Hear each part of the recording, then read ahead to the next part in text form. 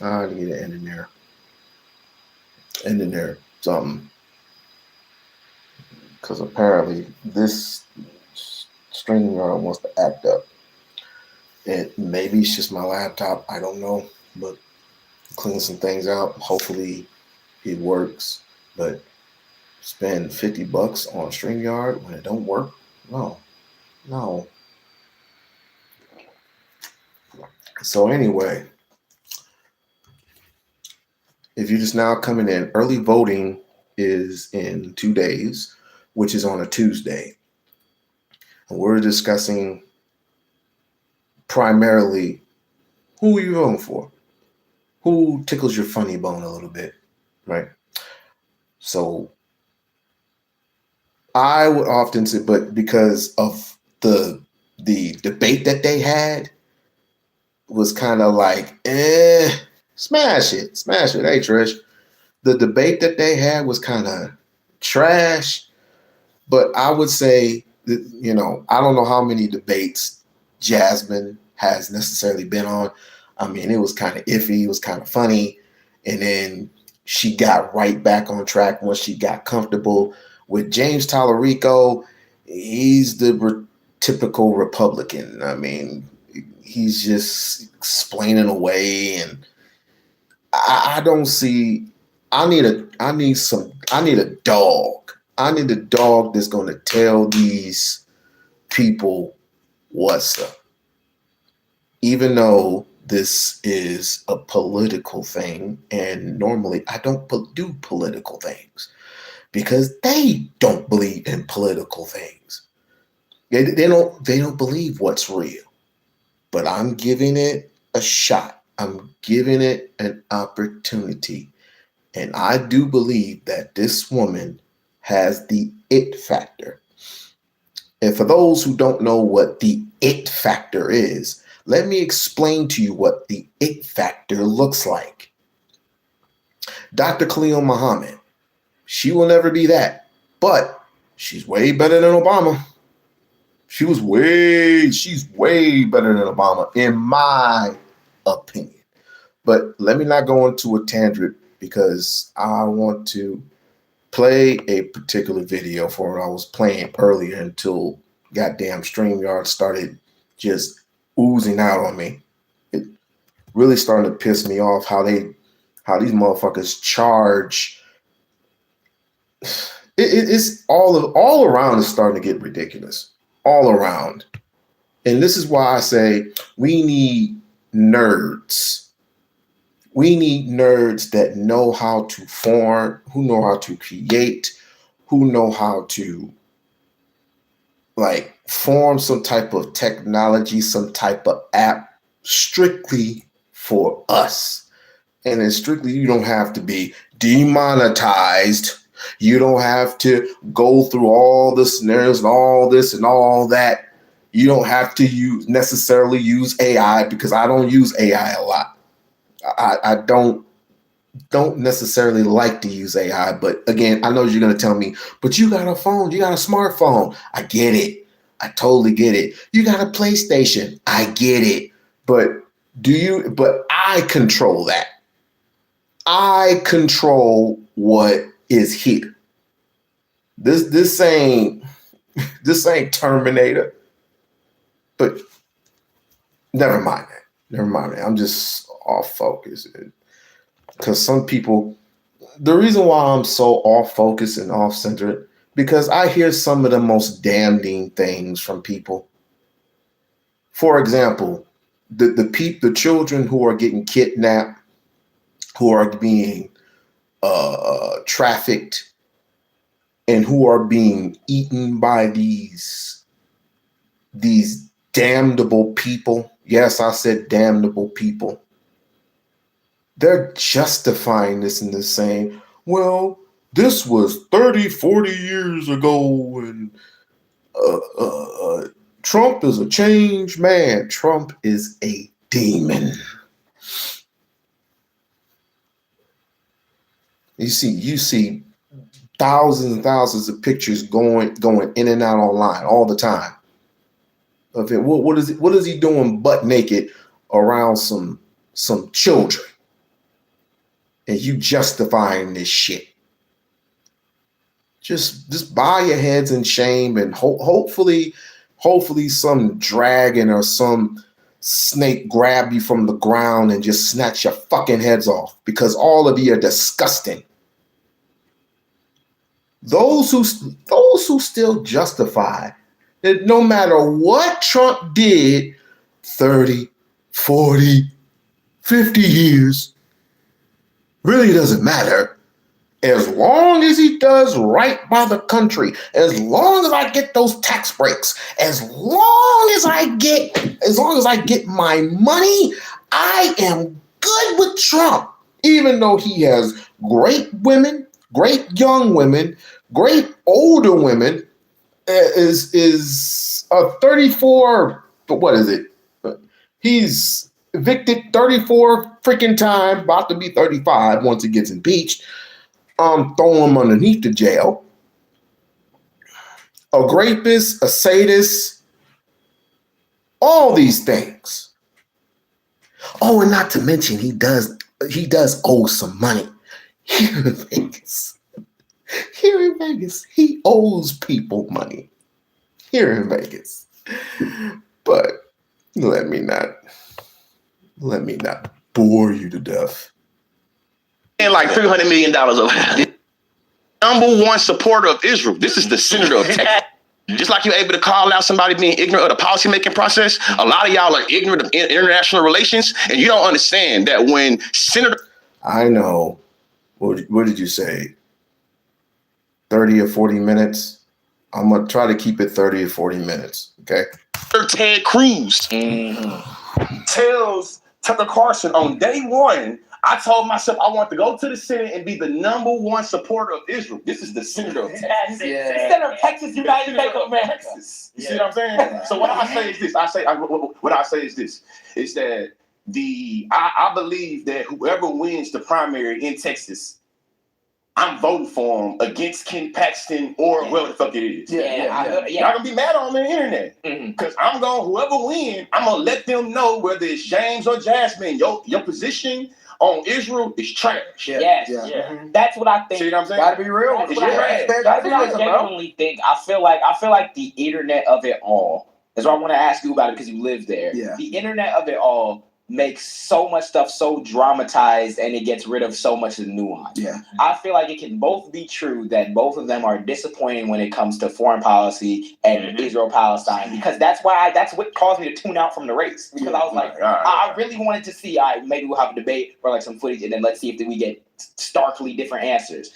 No, because there's things they trying to do, like, hey, all right, cool. But that still doesn't change the fact that if we are living in an era where one of them does win, you will now have to contend with the fact that your position is still some dog shit. And this is the part right here I think you got to do the work on that. Texas is a byproduct of Christian Zionism. As a teacher, as an educator, my politics differ from a lot of other leftists because I'm used to being in a sea around Christian Zionist conservatives. So I'm more likely to cheer you out and try to engage you and try to feel like I can educate you to come over here. A lot of leftists on the internet is just like, hey, do you do this? Fuck you in every instance. I don't have the ability to do that and build community in Texas. I say to say this.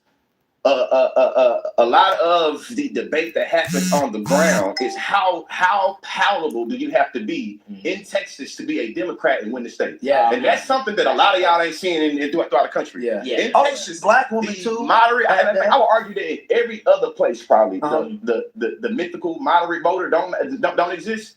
Probably except for in Texas. You know what I'm saying? I think that is the spot that I feel like as a black person, I give Jasmine Crockett the benefit of the doubt on, is that she's from one of the more strongholds of the state, being from Dallas-Fort Worth, and understanding that she ain't gonna be able to compete with them crackers unless she play that game with them. Now, this is where it has the conflict of interest. You feel me? At what point do you make a decision to say that this, in terms of ethics and morals, matter more with my constituents, and this matters more in terms of morals and ethics with my donors? I think that is the part that's coming with her specifically. I think that she would be a better leader for a senator than all the senators. I hate that James Talarico made the race a little dirty when he tried to come out and say she gonna do this. Now it me and petty.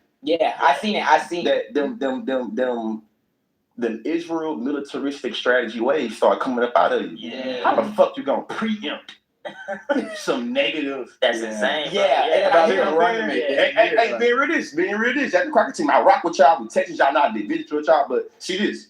When I say I don't like the position, you agreed with the preemptive strikes that Israel did with Lebanon, and you started talking about them being strategic, and it was like, man, they blowing up beepers on civilians. If you can understand that what James Rico did to you was not only unfair, it was irrational, to me that also applies to geopolitics. It's the same thing. I'm finna punch you in your shit. Preemptively. Defend myself. So you said, so I don't have to defend myself? Exactly. I'm punching your shit right now. You telling me I'm wrong, or you being anti me? You being because you could have hit me in a few minutes. Exactly. Like what? But like you look at somebody dead in your shit. You understand preempt is bad. Yeah. Apply that logic to how that happens in every instance. Like, share, and subscribe to the channel. Like, share, and subscribe to the channel. Especially if you wanted to be a national representative of one of the biggest weapons manufacturer states in the country. Like, ain't no way around. Even this. My nigga, football is God in Texas because the gas and oil industry. We got football stadiums in Texas, high school stadiums that's bigger than this. The Bears. You see what I'm saying? Why is that? Because of the gas oil industry. Why does America want to have Israel to be an ally in that region? Because of gas and oil. Why we want Saudi Arabia? What's going on with Iran? What's going on with Venezuela? You see what I'm saying? So for me as a Texan, when I go Friday Night Lights, when I was driving by a $90 million high school stadium, you gonna look at me in my black face and tell me that the same lobbyists that lobby for Israel, that's lobbying for you know, ain't nobody can tell me. They're interconnected. Just because you don't know, don't mean it don't matter. Just because you don't know, don't mean it ain't true. A lot of y'all think that because you don't care about some shit, don't matter. Tell that to Ted Cruz or John Cornyn. The last thing I say is this right here. If you're watching this right now and you feel like I'm with you on some parts, Lee, but the Israel shit, ask yourself, what motive do they have when they're giving local elected Texas officials, House representatives, senators, thousands of dollars? You tell me it should not matter. I tell you, tell that to the politicians. You say it don't matter? I agree. That beef should not be with a random ass nigga on the internet because you feel like I'm doing X, Y, and Z. When you look at the actions and intentions, you can't just put it off as relationships are just complicated. Because I'm thinking like otherwise. If you take an honest look at what influences our politics. That money influences our politics. Always has. So why would the pro-Israel lobby be fighting so hard to maintain a stranglehold on Texas politics, where the weapons are being made? That is at least one factor in the holistic picture. What they use to make this representative from rural, middle of nowhere, Texas. What is there? What is where people, the constituents? Christie. What the fuck? 12 dollars.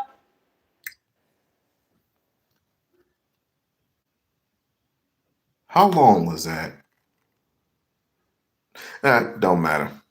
I'm just gonna go over a bubble real quick.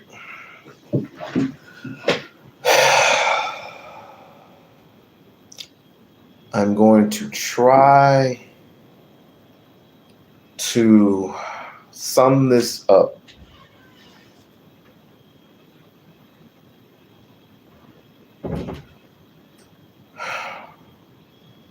I'm going to try to sum this up and try to balance this thing without anyone getting triggered. But the truth is the truth. I saw that part, and then I don't know what YouTube is doing tonight. I to be perfectly honest, YouTube is owned by a organization which could care less about anybody who is lightly playing video games. If you're not playing video games, if you're not doing any wacky stuff, then quite frankly, they could care less. But if you're doing something as real as this, as real as being political or being transparent with the things that are going on as of right now, then people start getting all, sensitive and stuff. And this is where you get demonetized and stuff like that. This ain't nothing but a goddamn play from not only from that particular side, but from Cash Mattel as well. Oh, the FBI are looking at a lot of things. A lot of things. Possibly including me. But anyway, like I said, I'm going to be as clear as I possibly can about this. When it comes to politics, they're right in terms of what they believe and what they're saying. Is that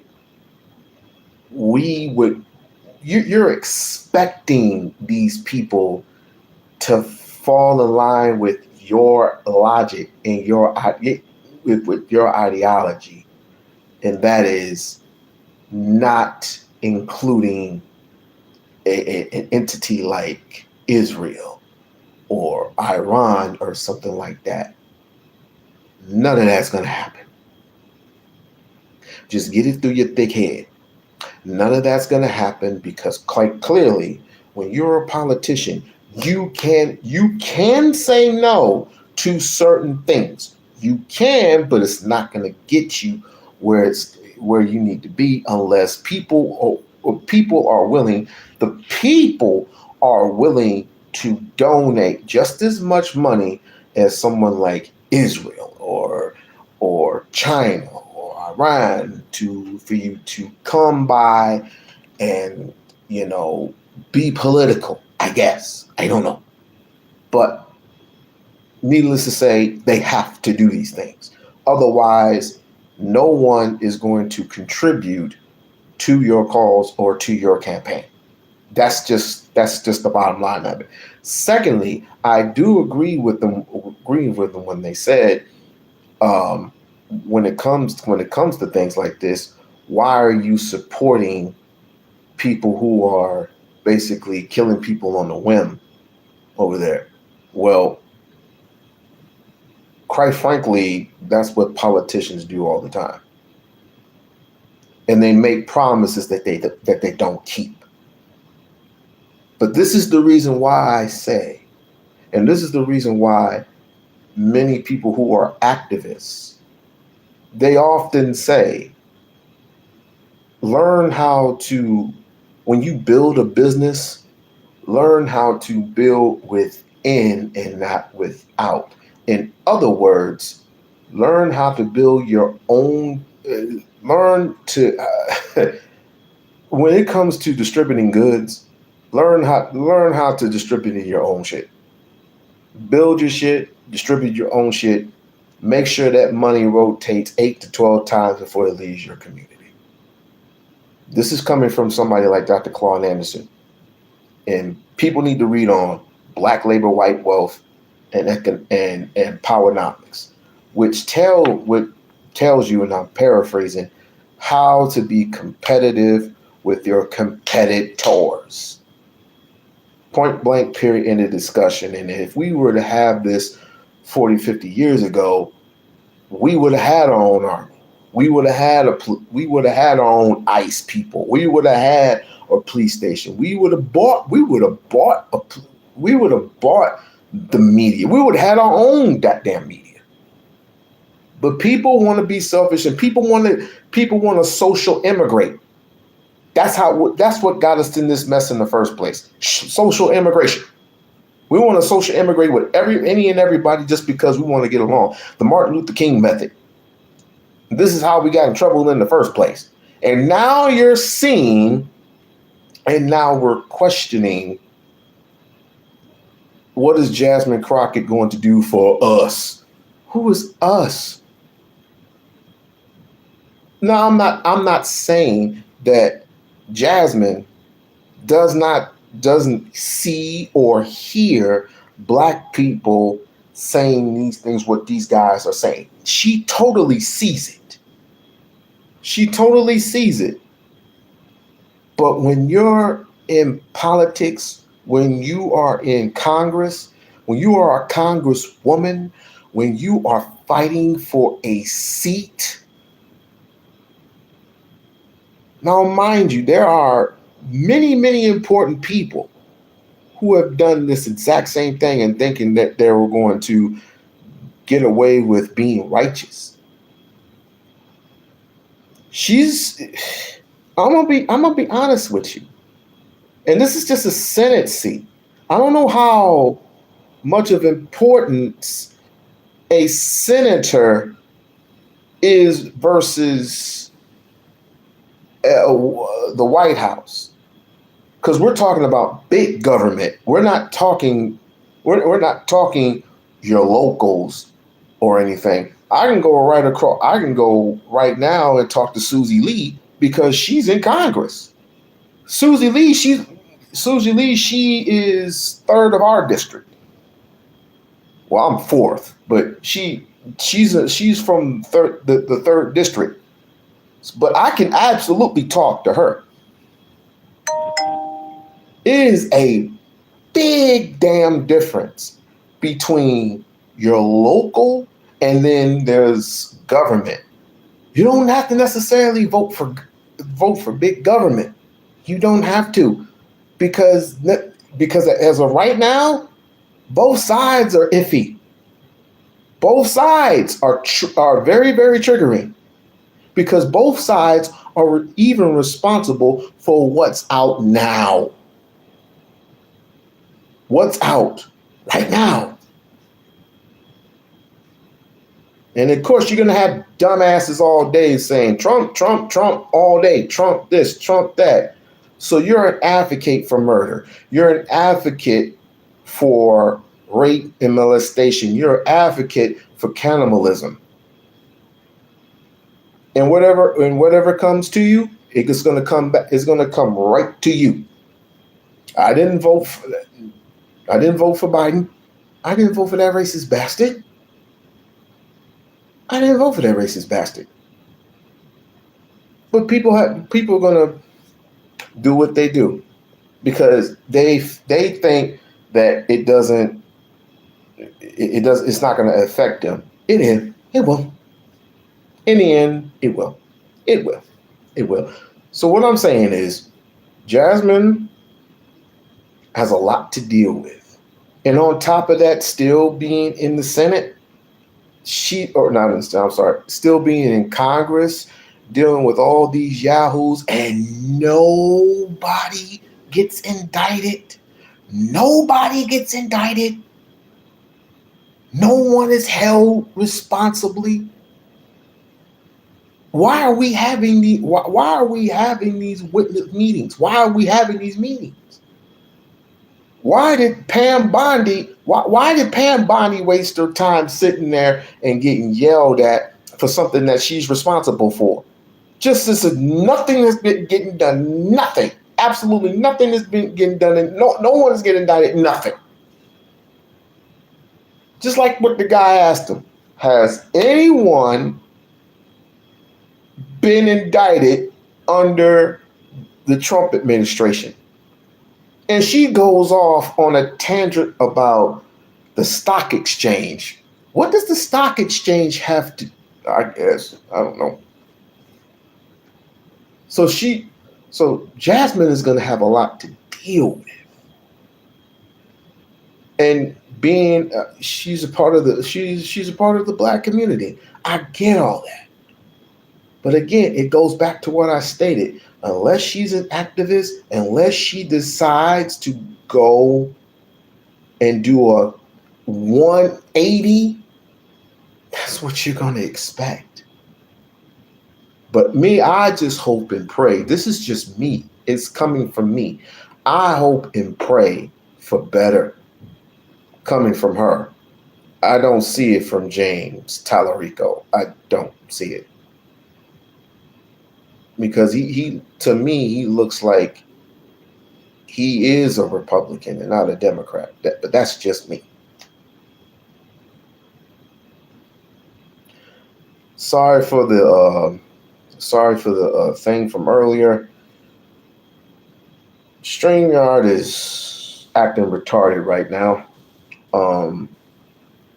Can't have anybody up necessarily because I'm on my phone, but I'm gonna try a couple of things, and if that don't work, then obviously I'm gonna have some things fixed. But I mean, right now it is what it is, and the news that I got yesterday, and I want to thank Trish for the awesome news that pretty much everybody's being demonetized because of this new equivoc system. And the new system is, I'm paraphrasing, if you're using AI, if not using AI, and you're basically reusing content, they can cite you for it, which is ultimately ridiculous because everybody reuses content.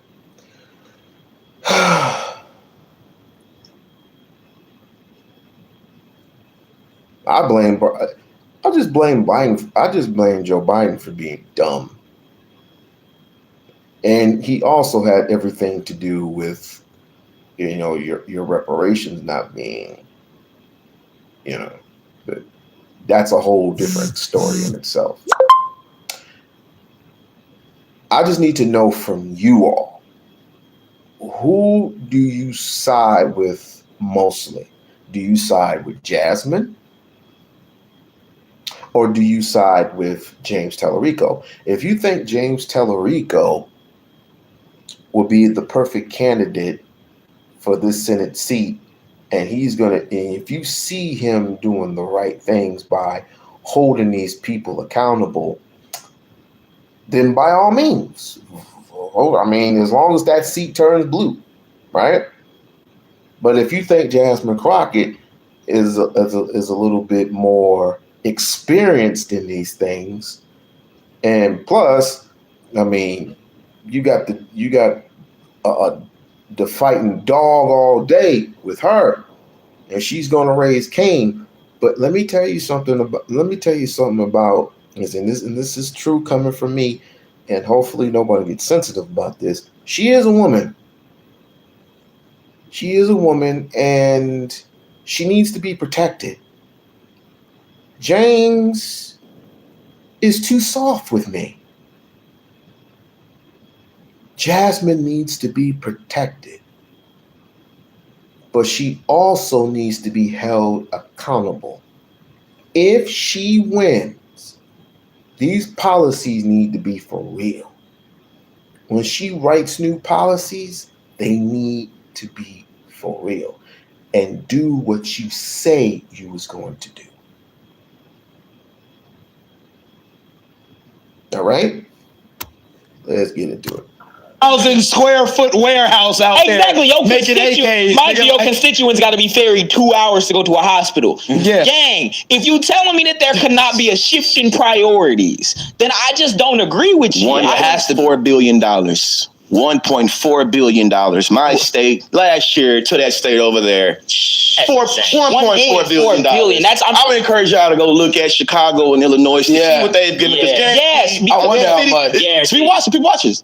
Illustrate. Look about it. Right now, on Jam Pod, this amazing podcast, we are connecting the dots for you. Yeah. It's not just the federal government that's complicit. Your state. What the hell? Like $300 million.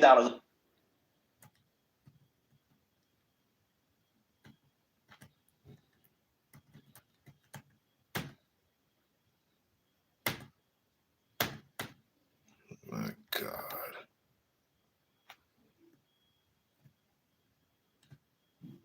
Give me a second. I swear these things are retarded.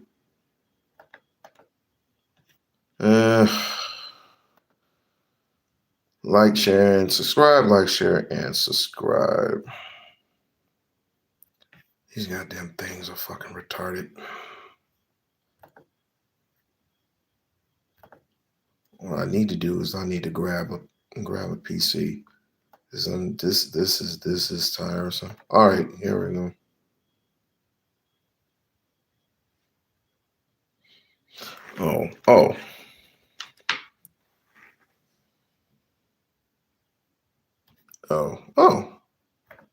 Oops. My fault. For the doubt, that's how I think they have to do it, right? This is why they have to play their game. Yeah. So I understand how words work. Yes. To my Israeli Jewish friends, especially the ones on the line, we're not saying that Israeli general welfare doesn't matter. We're saying that it should not come at the expense of Americans. Yes. Now, as a leftist, that might come off as a little bit Zionist. You know what I'm saying? Yeah. But I'm understanding the game of politics. If people ask, leave on politics, I don't want to play the game. Yeah. And I think that a lot of times in Texas specifically, answer your question. In Texas, playing that game, it's a little different. You feel me? Like, hey, do you think that is what you have to give her more, Jasmine Crockett, more grace because of that? Because you have to play the game to get into Yes and no. I think that grace is not absence of accountability, and grace is not absence of being critical. I think that I'm gonna give her grace and not disavowing her and saying, because I disagree with you on international relations, I don't like you say they're gonna have to be in perpetuity, allies, they always have to be. I don't like that. But I do think there are other things I can fuck with you on. That's what I think in terms of this. Now listen. If Jasmine Crockett win and she want to talk to me, she know what I come with. Exactly. But listen. When I tell my audience, hey man, Ken Paxton or Jasmine Crockett, am I gonna say fuck Jasmine Crockett? Because I'm not. Hey, fuck Jasmine Crockett. I'd rather keep on living under the conservative regime. Yeah. Come on, Ken Paxton. Whole time. Listen, this right here. Ken been doing this shit for 30 years.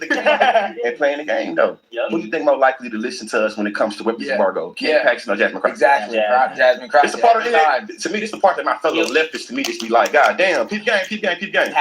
Your beef is with how policy is curated to send them what? Weapons. And what way are you going to engage how policy curates sending weapons without engaging the policy making process? Yeah. Ain't no way to do that shit. And they will keep your black ass out that. So now literally. Ken Paxton. Ken Paxton don't even look at you. Or John Cornyn. Or John Cornyn. John Cornyn is incumbent. You feel me? Yeah. It's how crazy it is too. This might be for Democrats.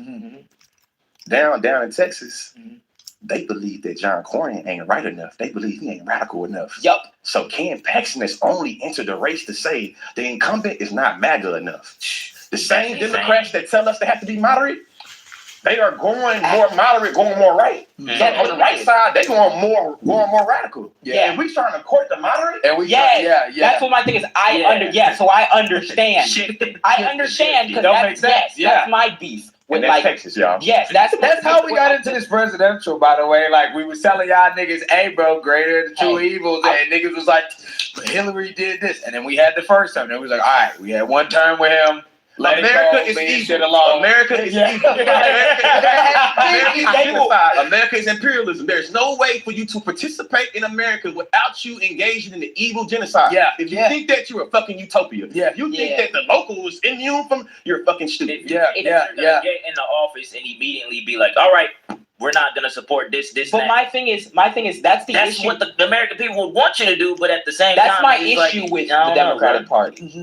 Is that you don't have the courage to do what they're doing. These niggas will stand on anything, and they will say, we can go more right, we can go more back, we can go more fascist, and you niggas will be terrified. They will really punch you in your shit, and then you'll apologize. That turn the other cheek bullshit. Yeah, so like I feel like just the pop, because I even think like when it comes to rural and more conservative people, right?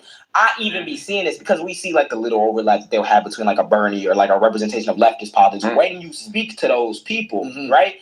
I be seeing how people be like, oh, someone who's more progressive could never win in like a West Virginia. It's like Cap. Not unless you tailor their policy position to the needs of West Virginia. If you talk about like union rights for farmers and coal miners getting their wage up and everything and trying to get health care and all type of shit. If you went balls to the wall, you never know what you could do if you provide these people with a different option. But if the default option is let me kowtow and go more moderate to get the middle voter while they run into the right, you just going to the right. You're just doing that. And then you are simple. Like, really not that fucking hard. That's why it's like, regardless of who win, like in any given election, even like on the Democratic side, I want you to hear me when I'm saying that. Even if you want to get elected on a policy platform, you have to understand that we will continuously push you, gang.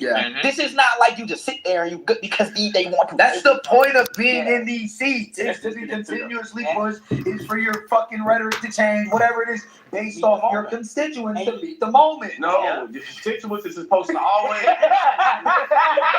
We were supposed to watch the lobbyists and your bureaucracies and your interest groups. Right. Constituencies. Here's what's supposed to just come with, guys, I'm on your team. That should be enough. Yeah. Come vote, and then after that, get the fuck on. I represent. All right. What do you think? Do you think what they're saying is right? What do you think he's saying is correct? I say whoever is in that seat, hold them to a certain standard. Hold them accountable to a certain standard. It's like, if you're going to pour, especially when we're pouring money into your campaigns, and you don't kowtow to these particular people who are mainly are empowered, because let's just face it, America is not America. Never has been and never will be the same. Nothing is never the same. You talk about democracy. Democracy doesn't get you free.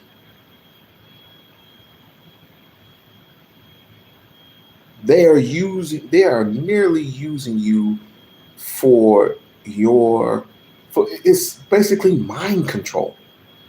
They are basically using you, just like if you ever seen The Matrix, for example, if you ever seen The Matrix and how robots are using humans, this is literally no different. This is literally no different from because apparently you like using yourself. You like, what do you usually do 24 hours a day, 7 days a week? You're on your phones. They are merely using you in your information. The information, every time that little thing comes up and it says, do you want to accept or decline? And what do you usually do? Accept. I want people to read a book called Mind of the Mind of the Millennials by, what's his name? Riza Islam. Riza Islam maps out the entire core of the applicants that the Gen Xers were on, the millennials were on, and now what's ever coming up across the street. See, we need to be in control of those things. We need to create apps that we own and control, but we don't control the satellites.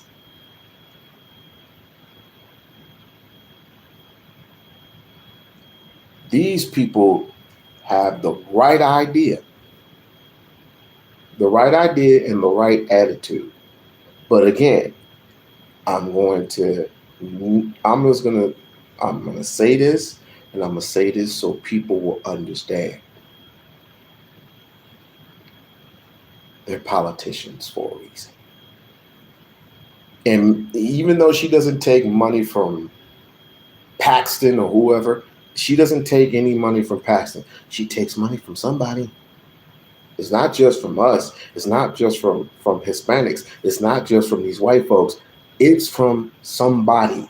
She got in. As a matter of fact, who did she get endorsed by? She got endorsed by somebody. I wouldn't really want to pay attention. She got endorsed by somebody important. People say, nobody wants to endorse her. She got endorsed by somebody. We're not saying that Jasmine isn't worthy. None of us are saying that. None of us are saying that Jasmine doesn't need to be in this position. As a matter of fact, I and many others, millions of others, are advocating for her to win. But what we're saying is that seat is very important. And honestly, I don't know. I mean, anybody who has questions, I'll try to answer as best as I can. I will try to answer any questions that you have for me, or if you have a comment, I will read the comment as best as I can. Because merely we have two women in the audience who put me up to this, and they're in the audience right now. You barely put me up to this. And I've been doing more research than I have ever done before. And I'm not even done yet. I'm not even done putting in my work. This is like a quiz. This is like a real good pop quiz. But no. We vote for her. I mean, like I said, early voting is coming Tuesday on the 17th. And hopefully she get the. I'll check out the numbers and see. As a matter of fact, I can do it now. I can just go ahead and check the numbers and see who is ahead of the polls. Who is ahead in the Senate polls?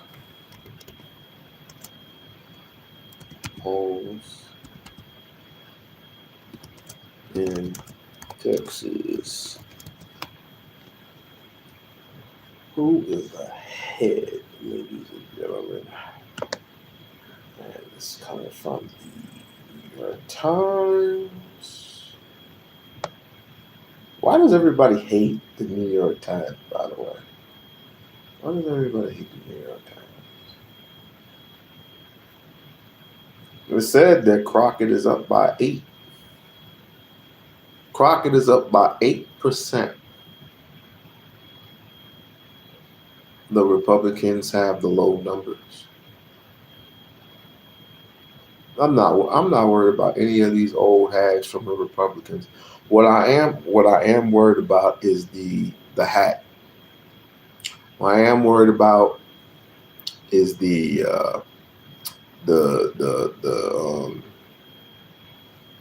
what they're going to do to rig this thing.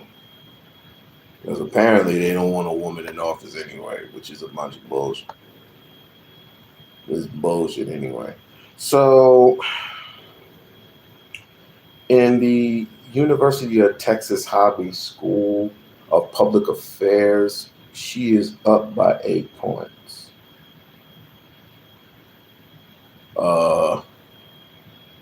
They got many of these poll trackers. Some of them she's up by 8 points. One she's up by 1. Others she's up by 13. Another poll, Tallarico is up by 9 points. So it varies. It varies. So in other words, it's looking good. It's looking good. But like I said, early voting's around the corner. If you're a Texas native, and hopefully I get some Texas natives up in here, you're looking in good shape. But like I said, November is only 9 months away. Anything can happen within 9 months. Anything. So who you got now? You got Jasmine or you got Tallarico? What you got? Do you think Jasmine is going to be tough enough to go up against these Republicans when it comes to the general election? That's an important question. Do you think that she's going to be tough enough to go up against or she's going to win? Is she going to win the general election? All right. Okay. We'll see. We will definitely see. We will definitely see.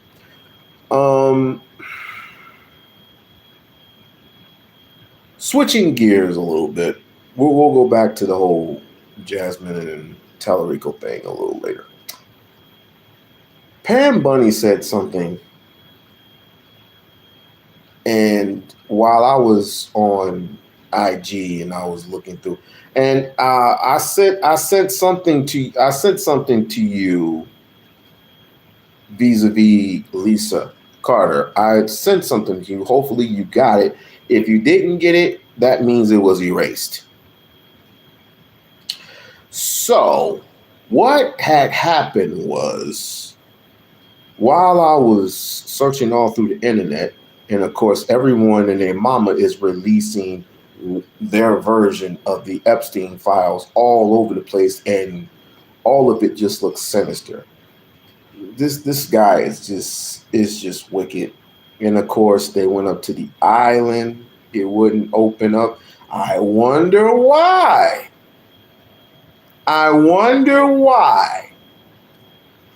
Because these things are coming at rapid pace.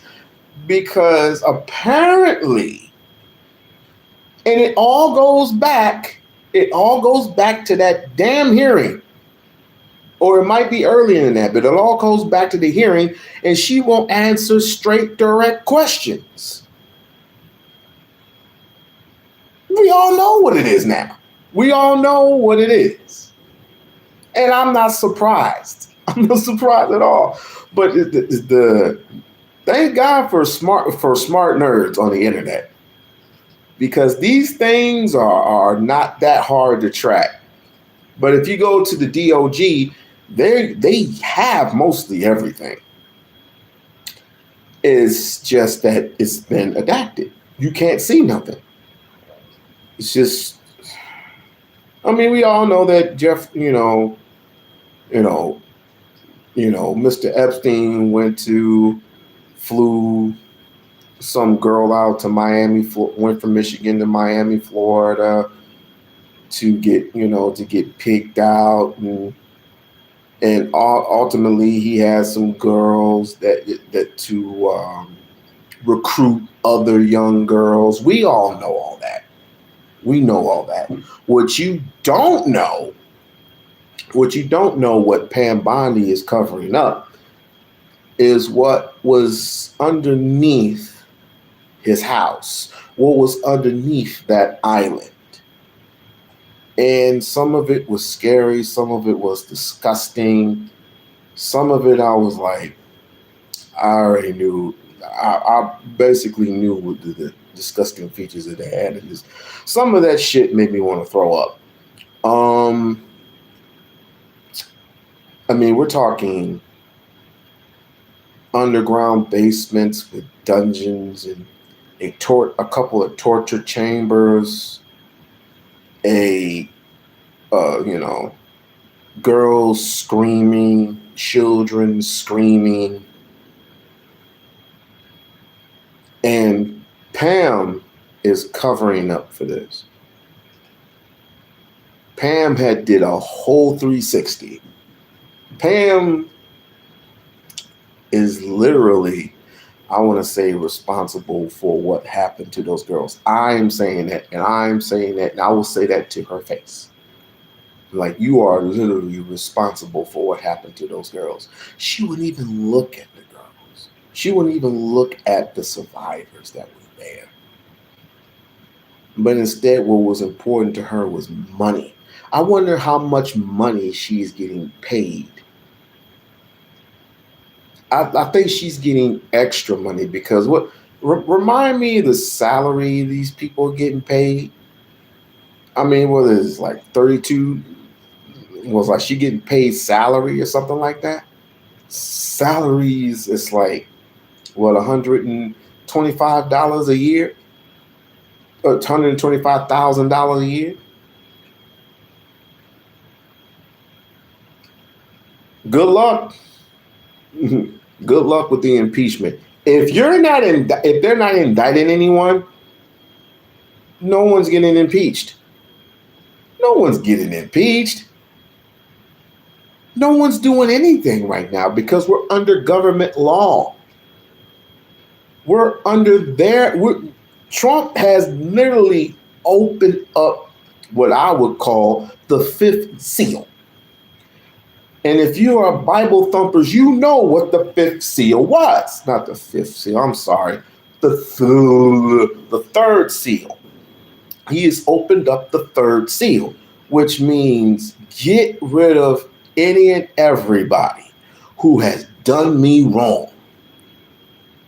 And let's get this money. Let's get this money to Israel. Let's get this money to these Khazars, which allegedly are the true Jews.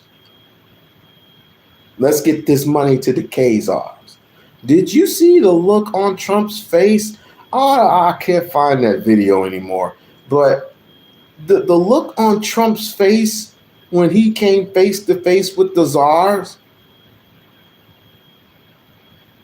it was like he was literally bowing down to them.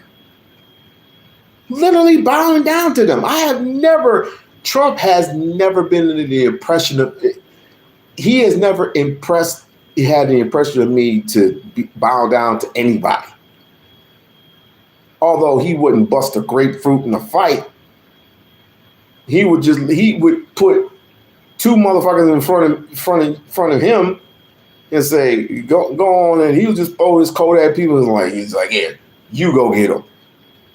But everybody's seen the look on his face when the czars came up to him, and he literally stated, I am Israel. These were his words. I'm like, so, and this is my mind, and correct me if I'm wrong. You were broke after you got impeached. After you got impeached, you went broke. You started borrowing money from these small cities, from these small states. Then you started making deals with certain people would not be named.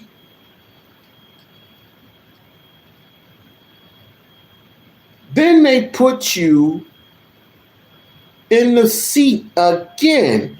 But this time, he said, you're going to be doing us a favor and you're going to go to war with Iran. Ain't nothing new under the sun because it happened under George Bush Jr. When George Bush Jr. did the exact same shit, it was like, why didn't you consult your father before you did all this type of shit? You know what George Bush Jr. stated? He stated that he got his orders from a higher power. I'm like, whoa, where are we? A higher power. So you believe you got these orders from God? Okay. So it's not just with Trump. It goes all the way down the line. So she said that. So Pam Bundy, if I can look this up, and paraphrasing, she said, if I persecuted everybody from the Epstein files, the whole system would collapse. Let it collapse. Let it burn. Let it burn to the ground along with you lit. Because this government, believe it or not, is evil.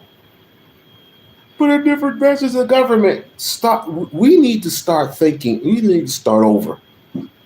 We need to start over. We need to start over, and we need to start young. Because like I said, there's a reason why people are not going out and voting. There's a reason why. There's a reason why they're looking at Jasmine Crockett with a third eye. There's a reason for that. It's not just Jasmine Crockett. It's James Tallarico too. Marshall Arkham is a Zionist narcissist himself. I agree.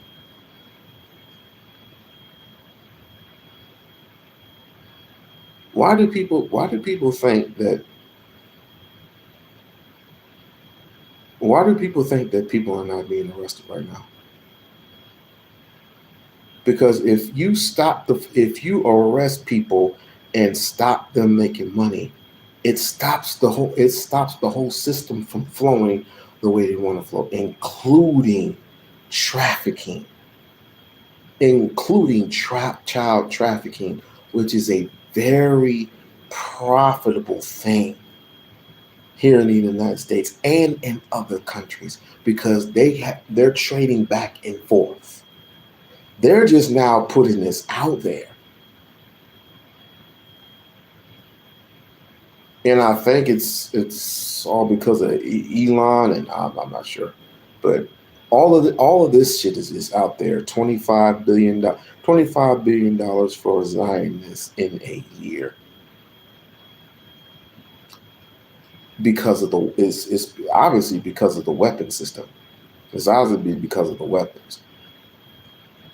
We need bigger and better weapons to defeat our enemy, which is in Iraq.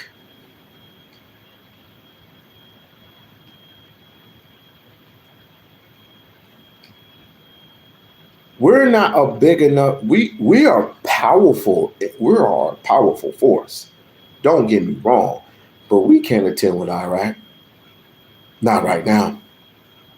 Not right now. With all this going on, we're not there. This will be Vietnam all over again. And why are we in wars? And because it's just constant wars, constant fighting, constant infighting, separation. I don't think America is ready for what's coming next. If any, we do not get Trump out of that seat. If we don't get Trump out of that seat, I guarantee you're going to see more famine. You're going to see more death. You're going to see more sacrifice. Guaranteed. So I suggest you put on your big boy drawers and put on your big girl panties, or whatever the case may be. Swallow your pride. Go to the fucking polls and start voting democratically for this shit to turn around. Mind you, I'm not Republican nor Democrat, but I don't want to see this shit anymore. But Lord, it's going to get a lot worse. We'll worry about that later. Obviously, of course, it's going to be worse people than Trump. Trump is just a face. They can get rid of him anytime. They want. They're pissed off at him for making the deals and losing the money in the first place in 2020. But apparently they can't touch him because he's part of their the Supreme Court granted him immunity. But right now, he's giving all the money that he got from the healthcare system, SNAP, part of the tariffs, which we're paying on, blah, blah, blah, and giving it all to the czars.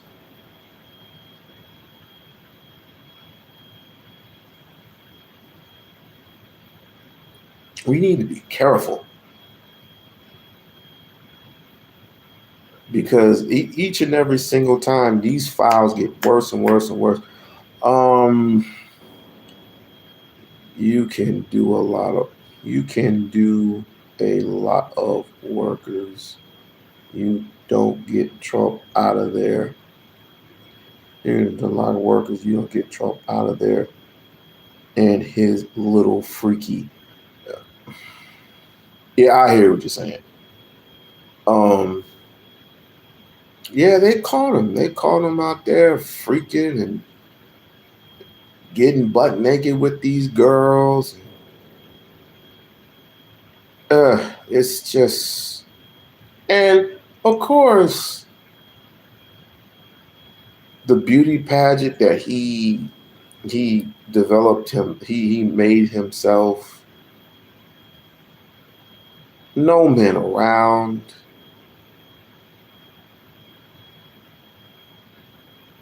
And he even admitted it himself that he let himself in to see these girls.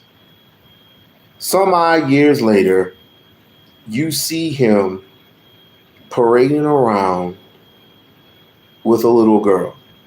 Obviously, you seen Epstein bite the butt cheeks off of a little girl. And this is the sickening thing that these online people are covering all day, and it's all over the fucking internet. I don't know why we're so surprised at this shit. It's all over the goddamn internet. I couldn't even sleep last night.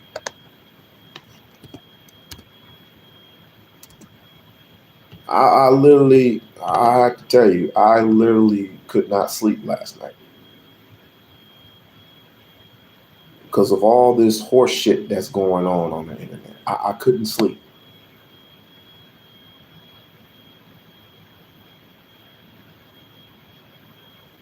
They tried to get they tried to frame Michael Jackson.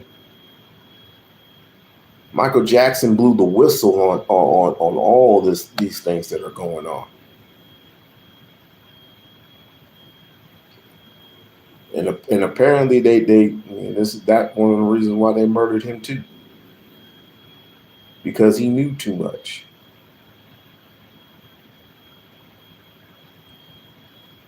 He knew too fucking much.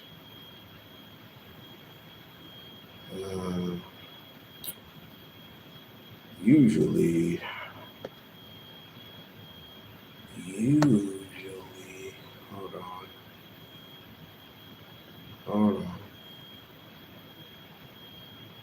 hold on. This is different. This is different from when I'm on my. This is different from when I'm on my phone. Many of us warn people about letting Trump get back to office.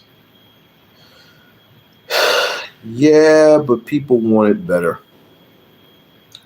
People want it better because Biden was no different. And they got what they want. And right now it's not looking good. It's not looking good for them politically because there are a couple of seats that turn blue, thank goodness. But we need more seats to turn blue. They even talked about the beauty teen pageant. Yeah, for the people were saying all day, well, that was 40 and 50 years ago. And you ever heard that what is in the dark comes into the light? If you don't change your past, it shows up with you in the present. Obviously, it showed who he truly was. And he is truly an evil person. Straight up dog evil. But people often say, no matter what he does, I don't condone, and this is what I don't condone any of this child trafficking stuff. If he's involved, shame on him. But as far as the economy is concerned, I can stick by him. I can stick by Trump because what he's doing for the country is A-OK. Fuck you. And fuck the United States of America. That's what, run it back.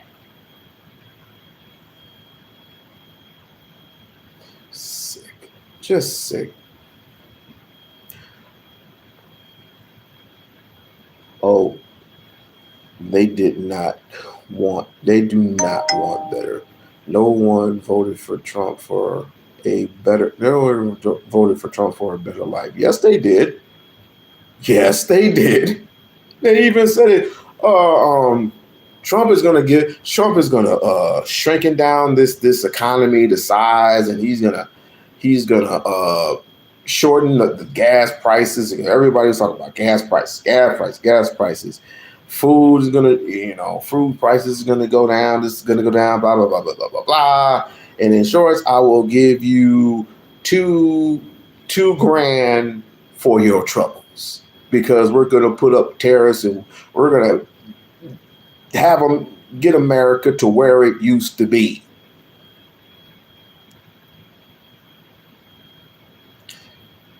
It's been about what? A year? Yet no money. Food is the economy is in shambles. And you're all talking about Bitcoin. You know who Bitcoin is owned by, right?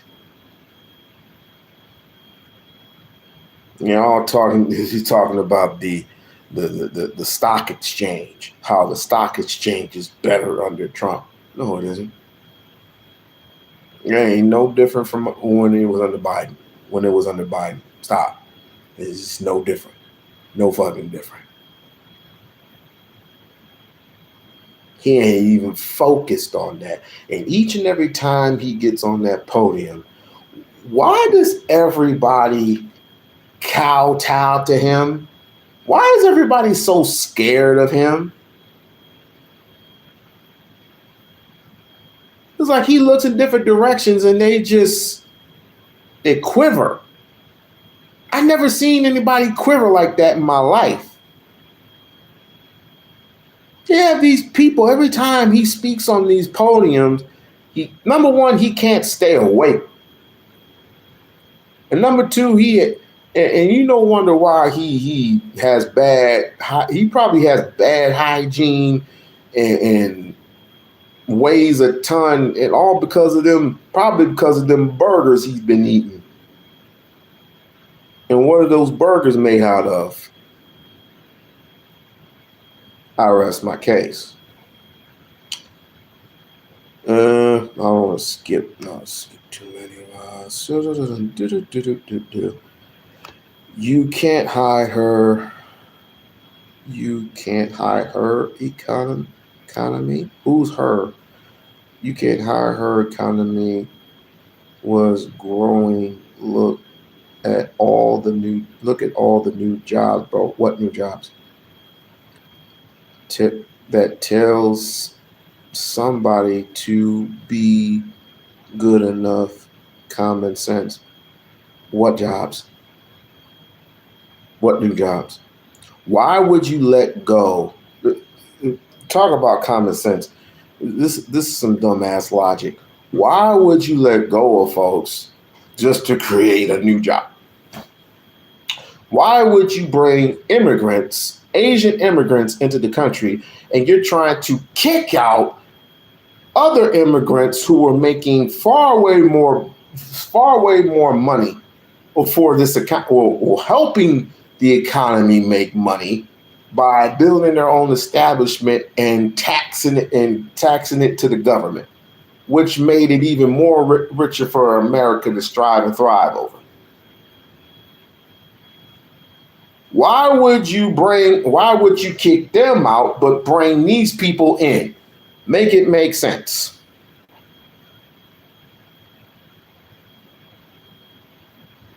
Whatever Israel tells him to do is what he does. Yeah, he's a puppet. He owes too much. He owes too much and he knows too much. He owes too much and he knows too much. I'll say it again. He owes too much and he knows too much. Like I said, they can get rid of him anytime they want. If they decide to pull out and they say, fuck it, we're going to release the rest of the files. Let's just go ahead and just release the rest of the files. We don't need you anymore. You know how much trouble he would be in? And almost each and every single person who was involved with it, his administration, they'll either get indicted or they'll get resigned.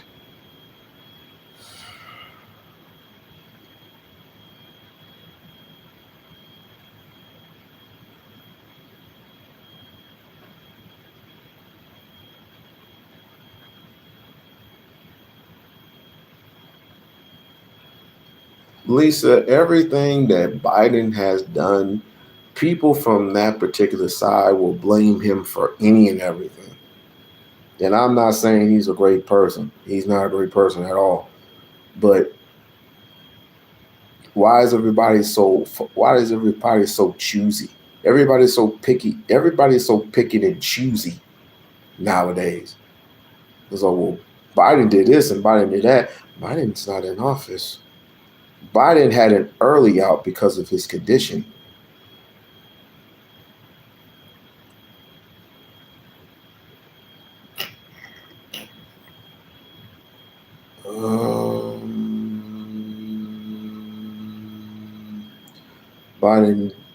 Biden didn't. Let me ask you a question. Did you see the Obama response? Did you guys see the Obama response? Especially with that whole, monkey thing, that whole AI thing.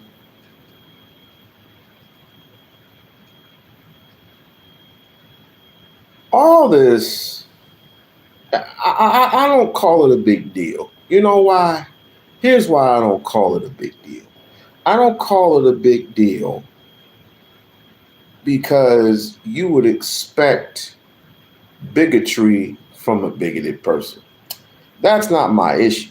My issue is just like the war in Venezuela, just like the thing that happened in Nigeria, and then this whole thing with Greenland. Everything is just a distraction to get you not to focus on the evil degeneracy that's going on today in our own backyard. Controlled division, correct. Why do you hate Obama? I didn't say I hated Obama. I never said I hated him. I just said this is a distraction from all of what's going on. And plus, I had to hear him say, well, it's the fact that the American people, and they stick by what they believe and everything will be okay. And as far as this foolishness and blah, blah, blah, well, me and Bo are just going to go on and move on with our lives. You think Malcolm X will put up with that shit? Even Martin Luther King. I don't think Martin Luther King was soft. But he would be a better choice than Obama. Yes, please. A little explanation for why you dislike. I already told you my dislike. I voted for the motherfucker and he didn't do nothing for me. I voted for him twice. But I was young then. I was young and not necessarily into politics, but I had to find out later on. I had to find out later on in life what he was really about.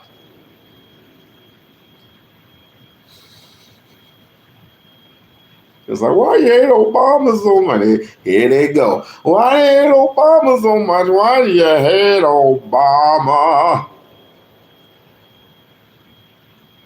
I think you need to look at fucking the Boondocks with Obama. Everybody was celebrating Obama except for Huey. Huey went to bed. I am Huey. I am Huey. But what did you want him to do for the be a little bit more transparent? Pretty much when he pretty much delineated from his pastor, delineated from most black people in this country when they started asking him the hard questions. He don't like to be asked hard questions. I do know that for certain. He does not like to be asked hard questions. Those two kids, when he was a state senator, when they asked him the questions, they ended up getting kicked out. Now you explain that to me. When Travis Smiley wanted him to come on and ask questions, what did he do? Decline. And who is Obama related to? I'll give you a hint. He used to be a president himself.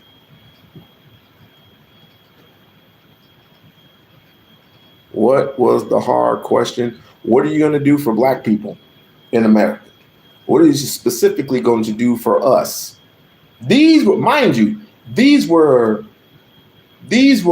young adults that were asking these questions that he was looking side eye to. Prove it. Okay. Prove it. She said, prove it. Let's see.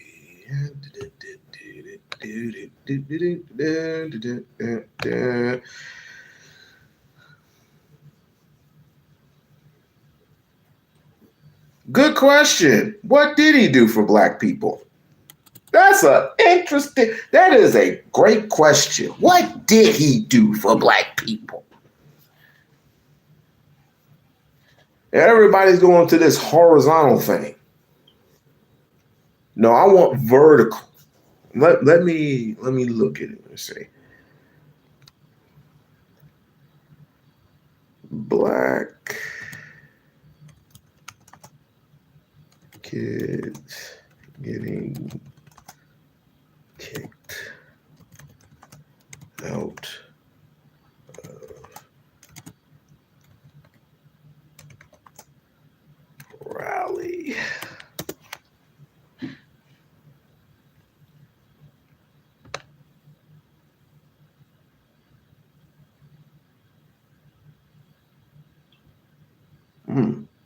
I didn't know this. Well, damn. I didn't know that either.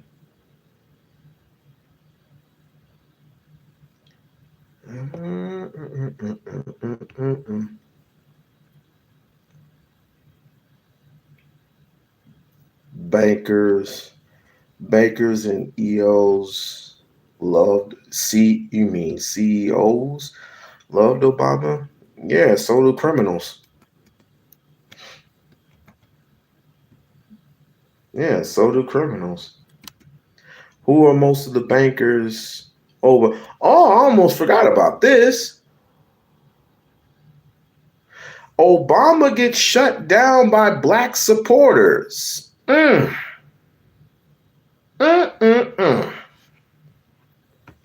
Obama gets shut down by black. So former President Obama decided to make a statement to black men. If you do not vote for Kamala Harris, that is unacceptable. Furthermore, voting for Donald Trump is even more unacceptable. Watch this clip. Part of it makes me think that, well, you just aren't feeling the idea of having a woman as president. And you're coming up with other alternatives and other reasons for it. Supporting somebody who has a history of denigrating you because you think that's a sign of strength, because that's what being a man is, putting women down. The best part were the comments from actual black men, as you can see here, just a few, letting Obama know that you're not going to play that game with us. You're not going to guilt us into voting for someone who we know is not in our best interest. Try again. So former President Obama decided to make a statement to black men. That's one. He aimed Israel. He armed Israel multiple times.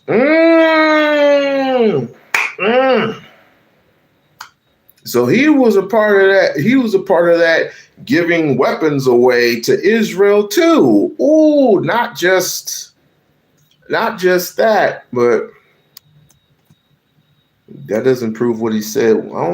You in proof. Well, I tell you, I'm working on it. Hold on. But this is when he was state senator.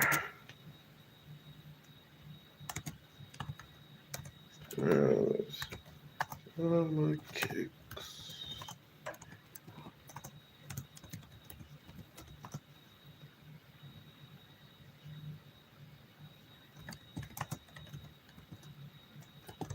Same question.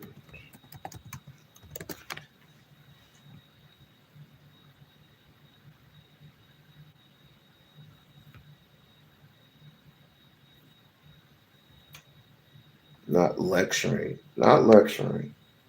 I don't need the lecture part.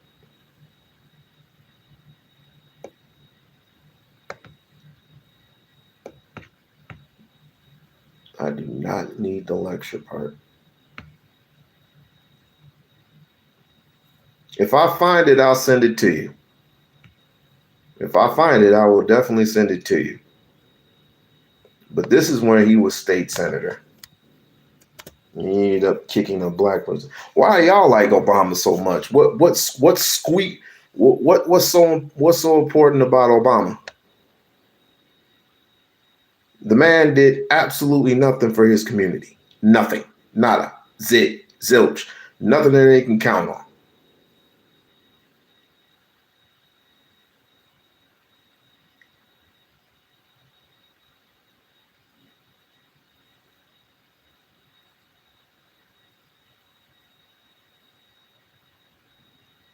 I can't even find the goddamn thing.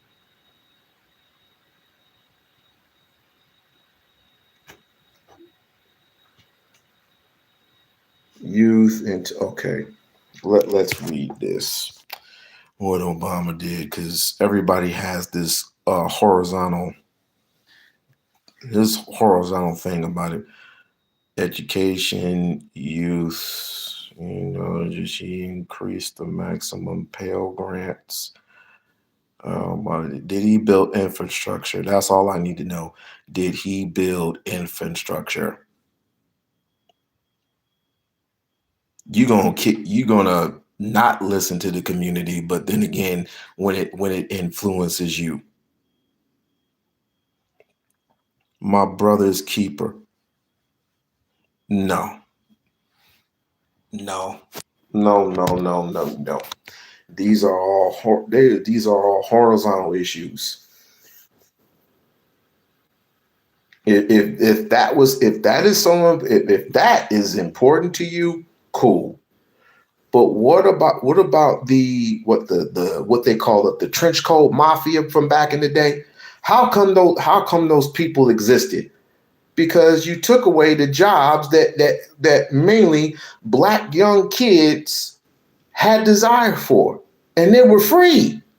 But because of the money aspect of it, and there was no money left, which there was a lot of money to be to give to these entities or whatever. But you took away the jobs. You took away what most black people were striving for, that were going to be competitive, where black folks were going to be competitive down the line. And yet, where we are today? Where are we at today? All this means nothing. Where are your distributions? Where are your grocery stores? Where are your hospitals? Where's your fucking food supply?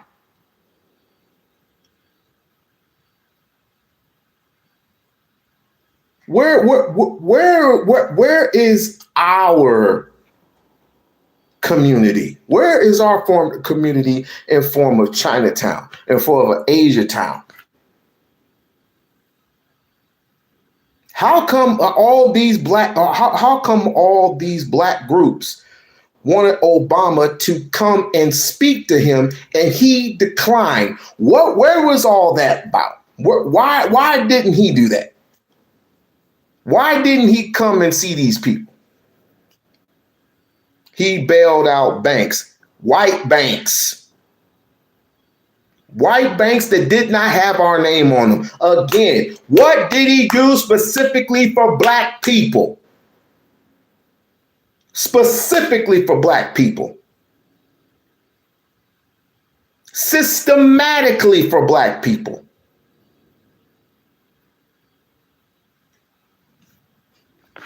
I want to hear about this whole horizontal stuff.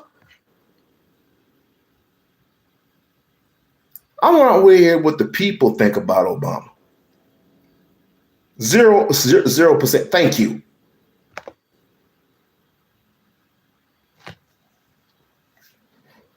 What does, spelled it right, what does the black community, or what they said, the community, which I don't know what that's all about. What does the black community think? What does the black community say about Obama?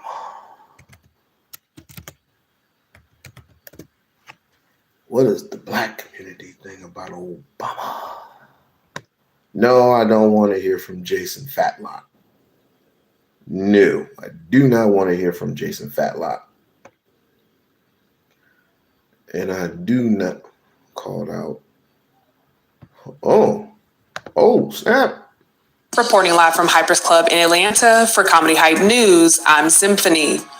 Well, Amanda Seales is no stranger to controversy, and it appears she's rubbed people the wrong way once again. After questioning the support former President Barack Obama receives amongst Black people, even asking her viewers to tell her what did Obama do specifically for Black people. Seales made these comments on her podcast, and the Shade Room would share a clip of the moment on their own Instagram page. Questlove, regard. I see lots of folks really still loving Obama. And I be like, still? And even if, like, you have an affinity towards Obama, when I see people, and when I say people, I'm talking about Questlove. I saw Questlove post something about Obama, and he was like, you know, I've been seeing a lot of folks nitpicking Obama lately.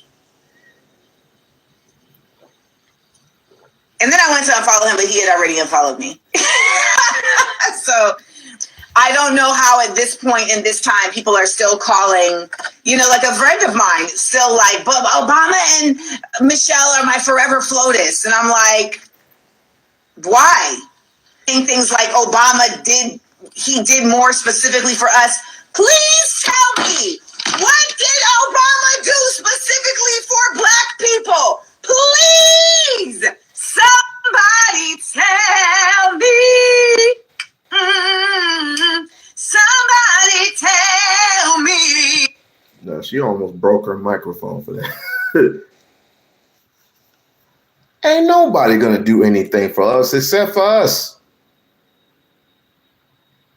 Ain't nobody gonna do anything. The Chinese ain't gonna do nothing for you. The Asian community ain't gonna do nothing for you. The Arabs ain't gonna do nothing for you. You ain't gonna do nothing, but the only people are going to do for us is us.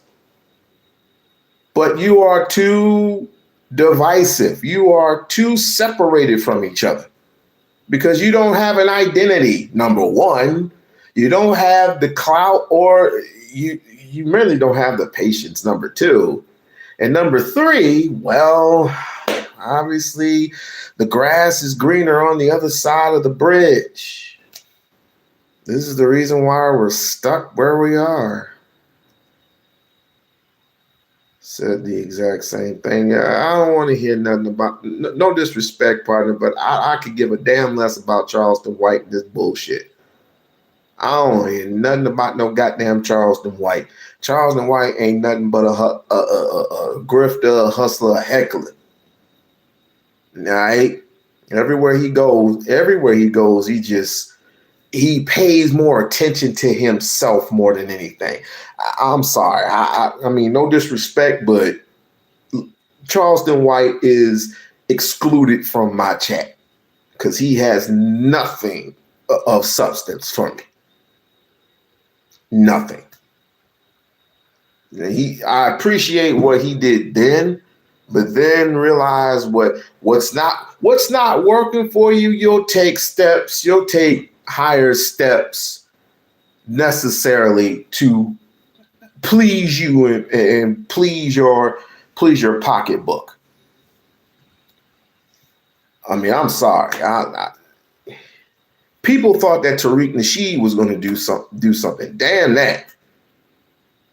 Tariq Nasheed is basically the same person. Is basically the same person. I'm sorry.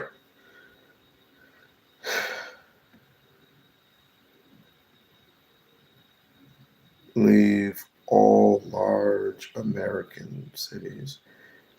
So why aren't you sorry? What?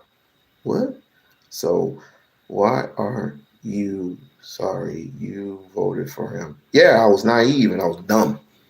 I was in my early 20s when I voted for him. That doesn't fucking count.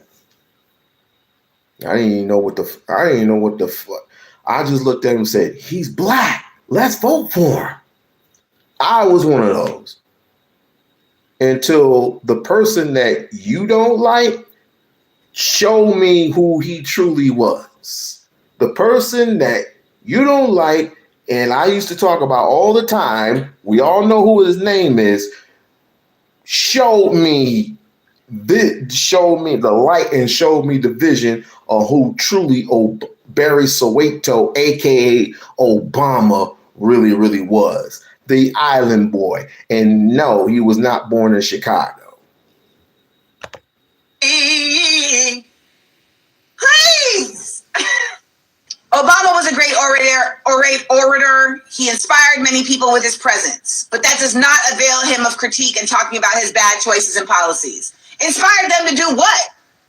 What did Obama inspire them to do with his presence? Aspire to be a part of establishments? He never spoke about reparations. He never spoke about police protections, about securing police protections for Black people. Except he gave them body cams. Ooh, body cams. Or just for anyone, honestly. Just like qualified immunity should be removed in general.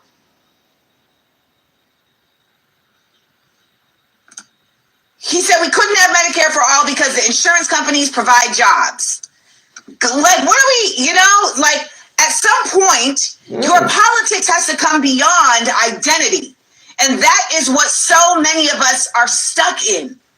The identity politics, which literally is just, because they look like me. Representation is not a generic concept.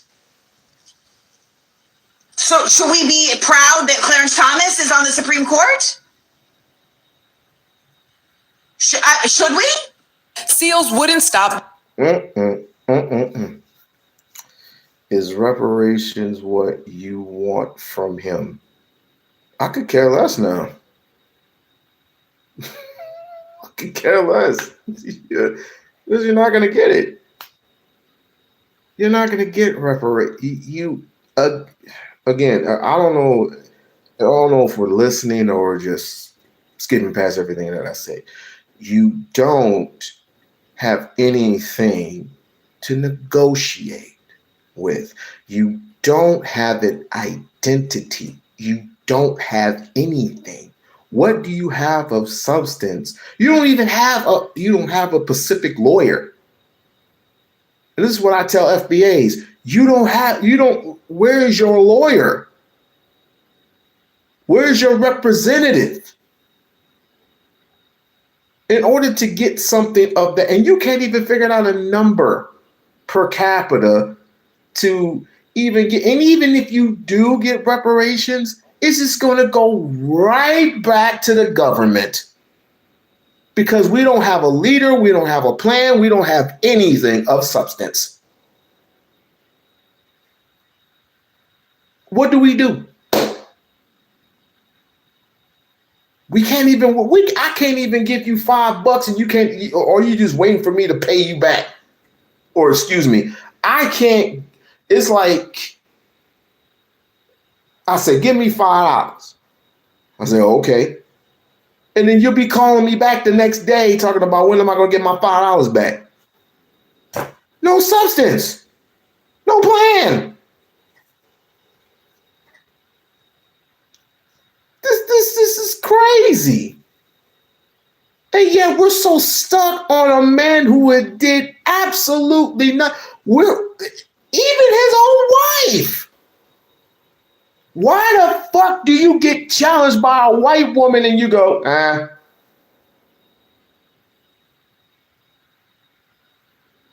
This man got challenged by a white woman.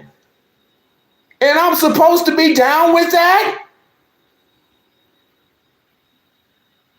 Please.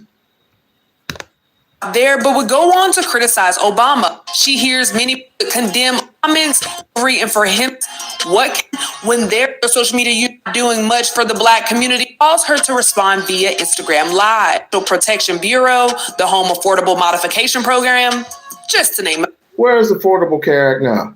Gone down the drain. The Affordable Care Act, the Fair Sentencing Act, all that damn near gone.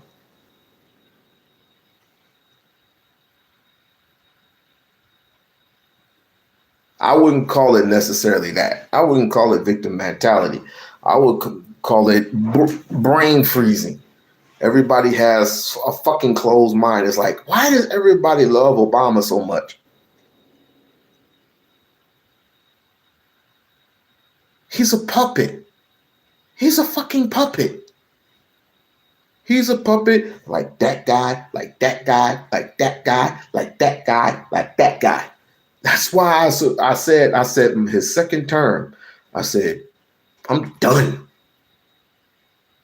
And y'all just like my family. Y'all was arguing. Some of you were arguing with me about the, voting. I was like, there's a reason why I don't vote now, because I don't want to get duped.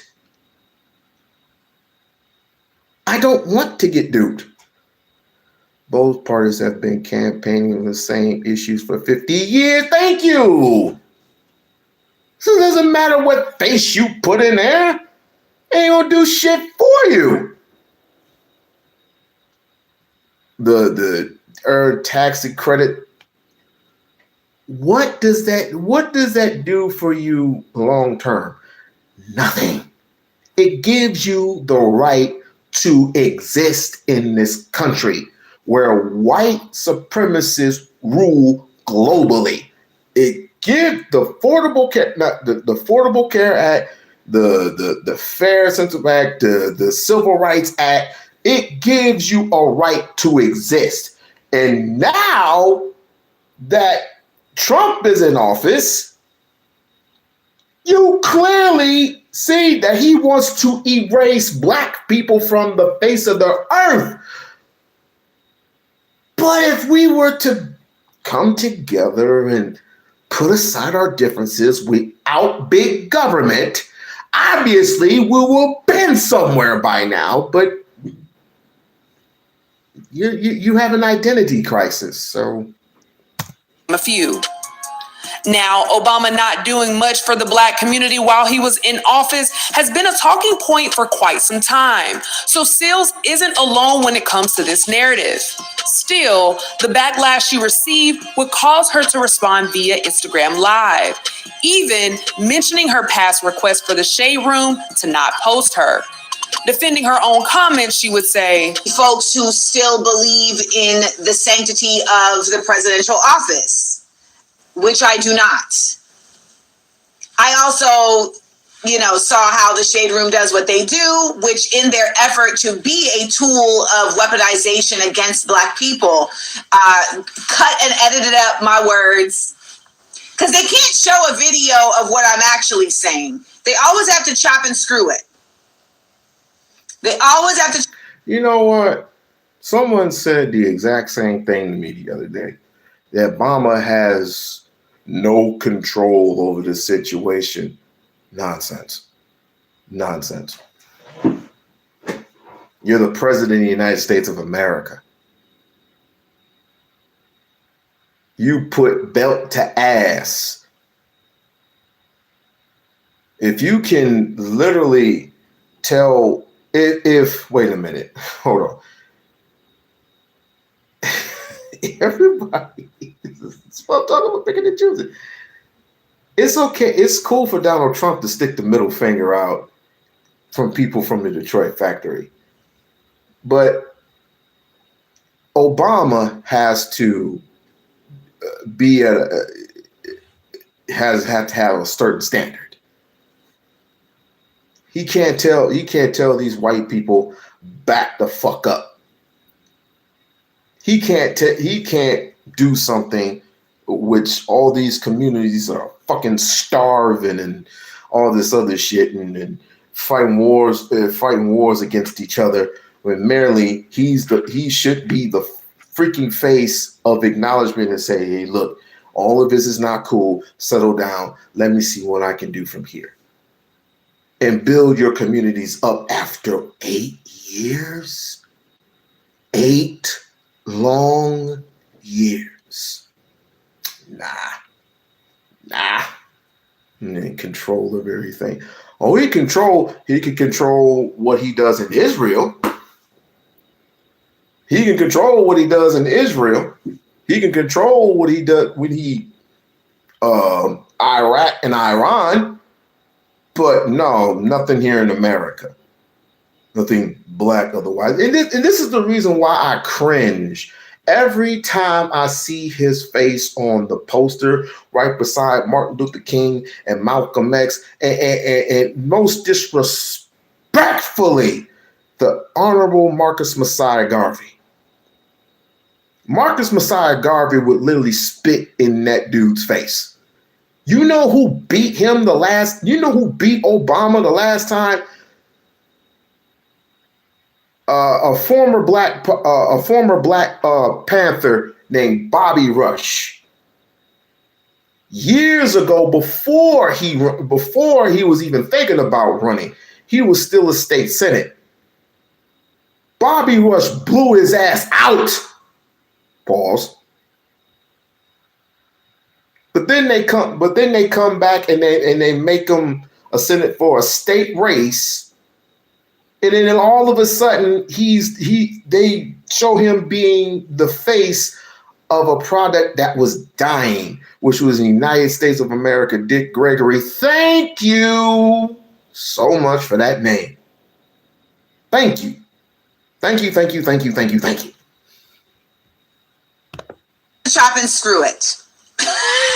And it's like, if you're not going to actually show what I actually said, then why are you posting it? By the way, I have told them, I have asked them several times, do not post me. Do not use me as a tool of pushing your pedagogy. Do not.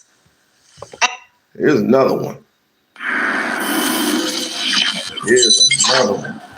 After the service, Al stepped to me and we had a moment. I don't know that I would call it heated. He may call it heated. And we're still brothers and friends. I think I called him a friend. I think we're still brothers and friends to this day. But he did step to me because it was at the funeral of John Johnson. So Bill Clinton eulogized John H. Johnson, the founder and publisher of Ebony and Jet magazines. Bill Clinton eulogized him. I eulogized him. Jesse Jackson eulogized him. And Bill Gray, former congressman, eulogized him. So there were basically 4 eulogists. And I was speaking just in advance of Bill Clinton. And so I made the joke about the fact that Toni Morrison, again, had called him the first African-American president. John H. Johnson was from Arkansas. Bill Clinton was from Arkansas. That's sad too. That's just sad.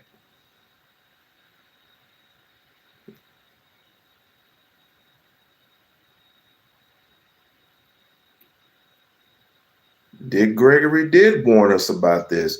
Even John Henry Clark warned us about this, but people just take certain people for granted. Sure, as if people are going to listen to a person named Dick. First and final warning. Let's put some respect on a person's name. How old are you? Like what? In your late 20s, early 30s? You don't know shit about Dick Gregory. And so I sort of made this joke. And when I told the joke, I said, let me just, do what I got to do now so I can make room for the first black president of these United States, as Toni Morrison once said. And the audience just fell out with laughter. It was that black people have to learn how to disagree without being disagreeable. Mm-hmm. And so you're entitled to your opinion. I'm entitled to mine. That doesn't mean we got to fall out about it. So he had his say. I had my say. And as they say, life goes on. Okay. And those words are very true in your world. Mm-hmm. I want to go somewhere else with the conversation. Sure.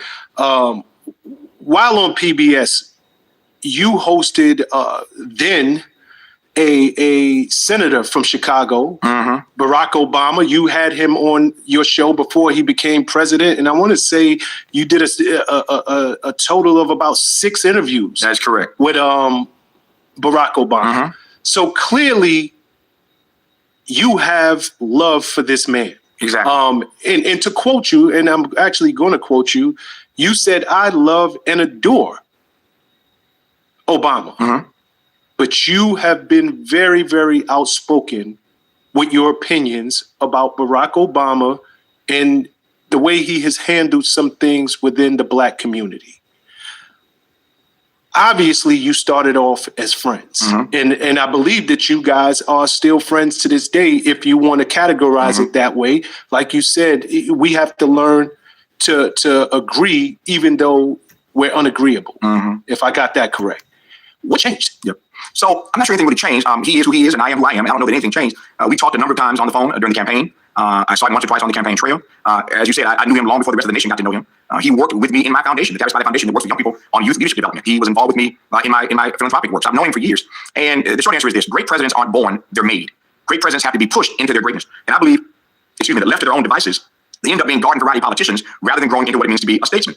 And so every time Barack Obama and I would talk during the campaign, I would say to him, brother, don't sell your soul, don't surrender your soul, and don't let them steal your soul. At whatever cost, you have to protect your soul. And we would end every conversation. He'd say, Tavis, you do what you got to do, and I'm going to do what I got to do. So he was running for president. He was job was to get elected. My job was to hold him accountable to the best interest of our people. And that's what I did. But he understood that. And every conversation always closed with those words. You do what you got to do. I'm going to do what I got to do. That was fine for me. And so when I said a moment ago, the great presidents aren't born, they're made. They have to be pushed into their greatness. Let me convince you of that right quick. There is no Abraham Lincoln if there's no Frederick Douglass pushing him into his greatness. Lincoln starts out on the wrong side of the slavery question, on the wrong side. But Frederick Douglass pushes Abraham Lincoln, and Lincoln becomes a great president. There is no FDR if there's no A. Philip Randolph pushing FDR into his greatness. FDR one day said to A. Philip Randolph, if you want me to do X, Y, and Z, go out there and make me do it. Make me do it. Push me. Hold me accountable. That's what FDR says to A. Philip Randolph, and Randolph did that. There is no LBJ, Lyndon Baines Johnson, if there is no MLK, Martin Luther King Jr. MLK pushes LBJ into his greatness. And all that I was trying to do, or will ever try to do with any president, is to do my part to push them into their greatness. And that means you have to hold them accountable to the best interest of your people. So I love Barack Obama then. I love him now. I voted for him not once, but twice, like everybody else I know. And there are two of the proudest moments of my life, going into the polls, into the booth, to vote for Barack Obama. But that does not mean that as a supporter of Barack Obama, that I don't get a chance to hold him accountable to the best interest of my people. And at the end of the day,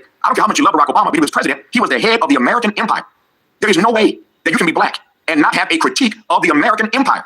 You have to have a critique of the American empire. And so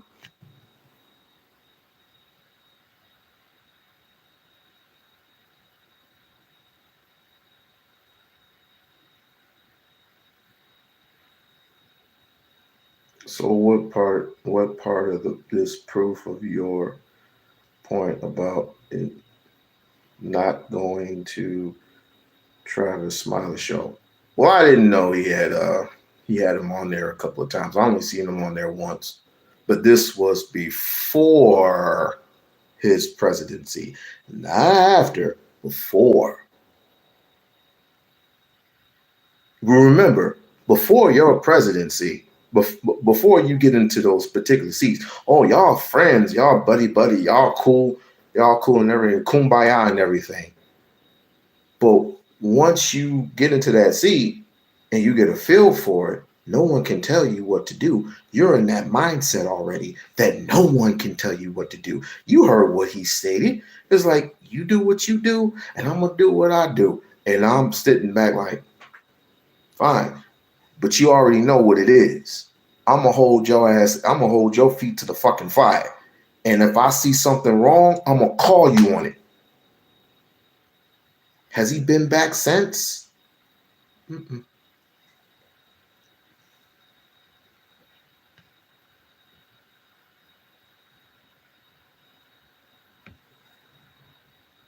Don't let facts cloud your judgment, Lisa.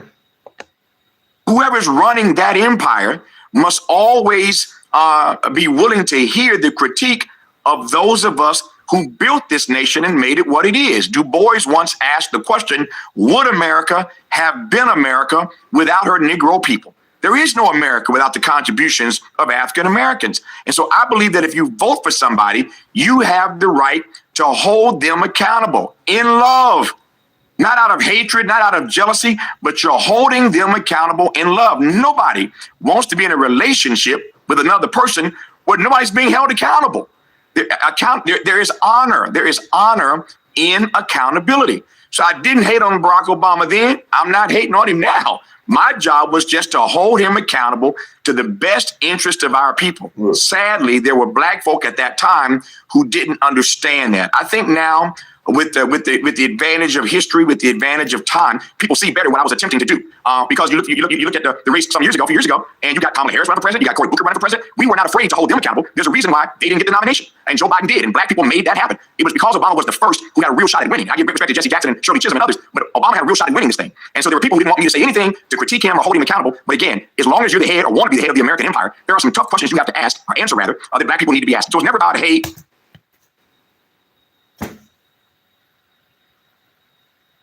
That's it. That's all we ask. That's all we ever ask. That's all we ever ask. So it's not about, well, what's the fact about this and what's the fact about that? It's not about that. It's about holding people, black people especially, accountable, because this is big government we're talking about. I don't know why you're not seeing that. I just don't know why you're not seeing it. We're tired. I've had enough. I've had enough of the bullshit. I've had it up to here. And a lot of people like me, believe it or not, the video that I've just shown, they're tired of this shit too. They want change. They want change. But we also know that we have to hold ourselves accountable for what we bring to the table as far as support. Why do I have to kowtow to a person? Explain to me. Why do I have to kowtow to a person who says he's going to do something but doesn't do it? Or who says she's going to make changes to certain ethnicities? Did I remind you about what happened when he was over there in Africa, when he opened up those fucking borders? And now LBGT was, until Abraham Taribe showed up. He said, if you don't open up those fucking borders for the LGBTQ community to show up and all these other ethnicities, for China to show up, it's like, we're going to cut off your funding. This is Obama. And you want me to kowtow to this. Thank God for Abraham Taribe.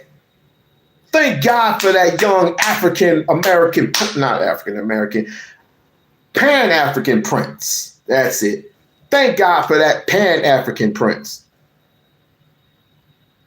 who kicked the French out, who kicked out Bill Gates.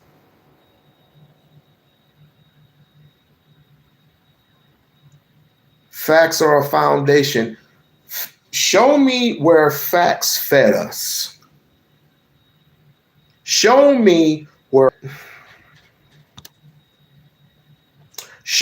anywhere in Google where facts were a part of building the distribution. You have a lot of facts, but you don't have a lot of substance. And this is getting tired too little, too late for all these facts to come. Everybody wants to do facts. But tell me, what does facts do for you now? I could go all day long, go on Google and show you some shit that's factual. I can do that. But what does it do? What does it do for us as a nation? What does it do for us as Black people? What does it do for us as a whole? We're only 13% of the population. What does it do? Zero. Then it ain't about hate now. I love the brother. I supported him. I voted for him, but I do not regret and never will doing my small part to try to hold him accountable to the best interest of Black people and never let him or anybody else get away with pushing an agenda that is antithetical to the best interest of our people. Got you. You know, you have a very, very... Reporting live from Hypers Club. Like I said, I'm holding myself. Does the Bible really say that? Because I like to hold myself accountable for the shit that I do. I was the person that voted for him not once but twice, but didn't know anything about politics, didn't know anything about policies, didn't know anything about anything. Nothing. I just knew that he was Black. And I knew that it was time to vote him in. But later on, I started seeing the forest from the trees. I don't know why you don't see it, because he does a little bit here and a little bit there. I don't know why why people are literally so stuck on the Obamas. It's great. And someone had the nerve to say, why don't Obama come back a third term? I'd go, okay, if you don't want to hold him accountable. And we haven't held Obama accountable in in those particular times. And no wonder why we catching hell now. This is the reason why we're catching hell right now. It's because we're trying to hold the same standards for Donald Trump that we didn't hold the same standards for Obama. Obama saying but Donald Trump is throwing up the middle finger at you and saying, get the hell out of my face. You didn't hold Barack Hussein Obama to any of these standards. Why are you coming at me with this shit? That's crazy. That is crazy. All right. I'm not affected by it, not by any means. Like I said, I was young and stupid back then. Young and stupid meaning I was young, but I didn't know anything about government. I didn't know anything about politics. I didn't know anything about policies and how they work. I didn't know anything about nothing. As a matter of fact, me and my cousin, we were looking at the time, we were looking at him like, is he the best choice? Well, he's better than, I think it was John McCain at the time. We weren't going to vote for John McCain, and everybody was like, you need to vote, you need to vote, you need to vote. Now that I'm a little bit more wiser in my thinking, and this is the beauty about America. This is the beauty about freedom of choice. I choose to think instead of reacting to any and everything what's going on. I choose to think, who am I going to vote for? If this person is good enough, or if that person is good enough. If none of them are good enough, it's like, I'm not going to do it. I'm not going to do it. I'm not going to waste my time doing it, because we've been in this same predicament for damn near 2 decades. If he makes you happy, he makes you happy. I'm not saying not vote. I'm not saying not worship the guy. That's on you. If you want to worship the guy, that's on you. If you want to put him on a pedestal, if you want to put him on your wall next to whoever, I'm not saying that. I'm not saying that at all. I'm just speaking through my experience, and people want to shit on my experience. So it is what it is. It is what it fucking is.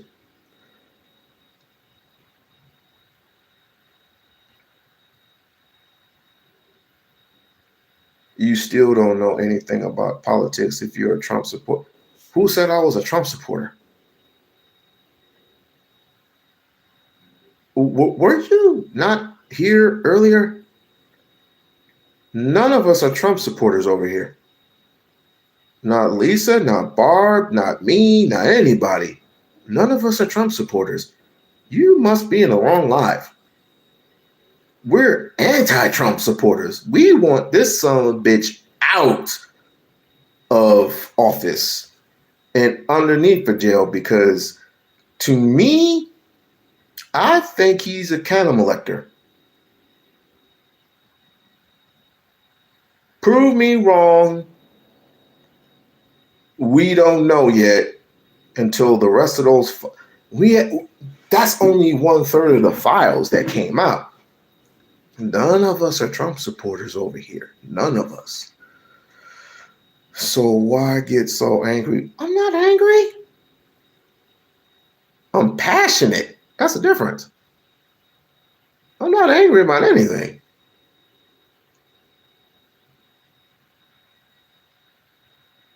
And hey, listen, come here, you. Mwah. I'm not angry about anything, dear. I'm passionate. As a matter of fact, you drove me into it. You both drove me into this stuff. Shoot. Is this breaking news? Breaking news. Hold on. I said, why would a guy would prefer a booty over a JJ the guy? Never mind. False alarm. False alarm. False alarm. But the objectivity is to get Trump out, Pam Bundy out,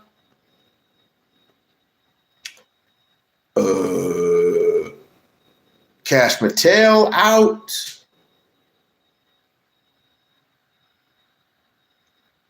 Christy Knowles out, Ted Cruz got to go. Yes, Ted Cruz has got to go.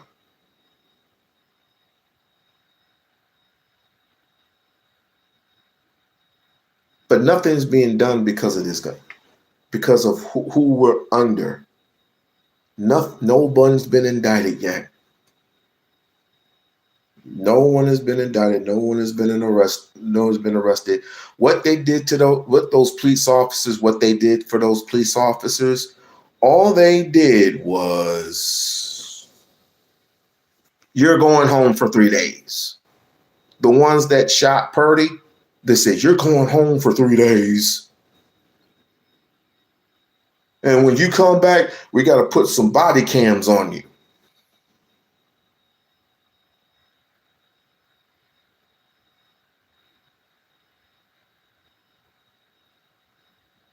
We got a long way to go. We got a long way to go. And you can blame FBAs right now. You can blame FBAs right now for the bullshit. No. Yeah, I blame the both of you for this for this shit. I blame the both of you. But who was I gonna say?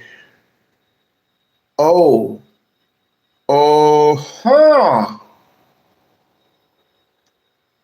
Wow. Wow. Proves my fucking point. It proves my point. You can't find anything now. I'm sorry you can't see it, but what I showed earlier, it's gone. All of it is gone. Intra-freaking-sting. All the freaking files that were here in the first, all the videos, all the screenings that were here in AIG are gone. They're gone. You can't even find them. They're gone. And I wonder why they're gone.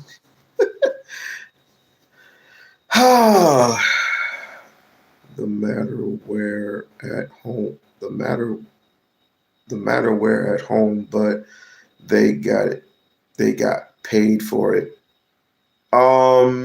Could you rewrite that? I'm interested in what you're saying, Joel. I'm interested in what you're saying. Could you rewrite that?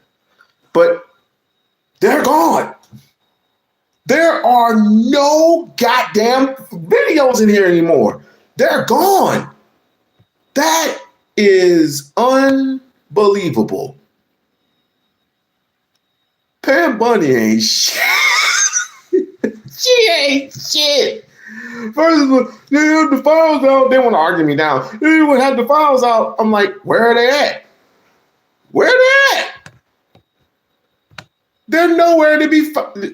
There are files there, but the stuff that's out, that's people have seen, why are they erased? I'll even refresh. I will even refresh. No, I will deal with you some other time. Look. Oh, you should have never came.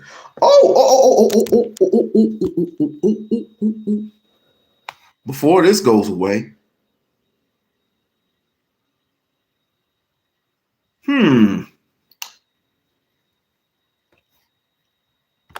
Our new founding fathers.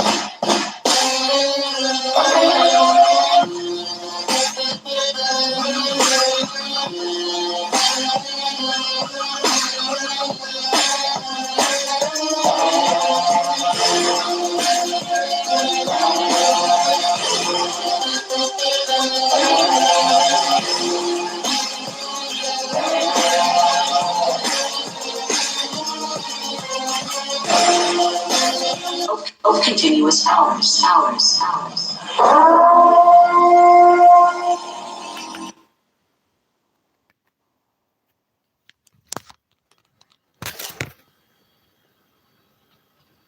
Not very pleasing, is it?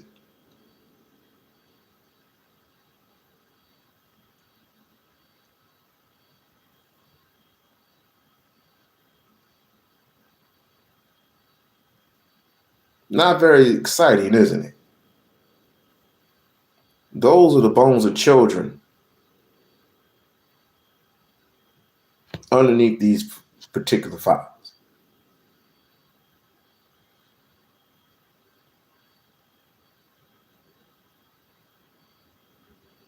It proves to me, and I just said it, these are the bones of children. And they just cover it up. Is this AI? No, this is not AI.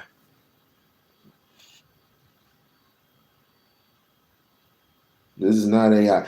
You can't, I don't think you can adapt something and then turn it into AI. I don't think you can do all that.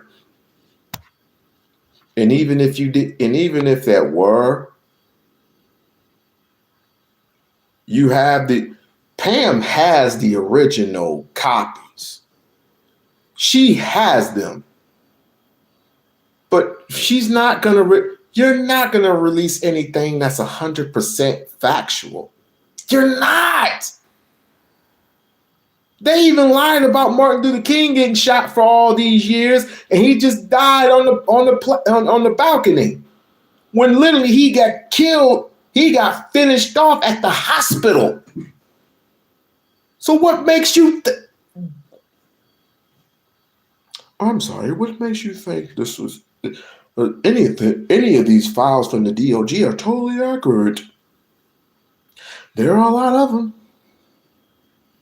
A lot of it. Oh, that's Erykah Badu. What a bony hair. Let's see here. It's not the files. It's nowhere. OMG.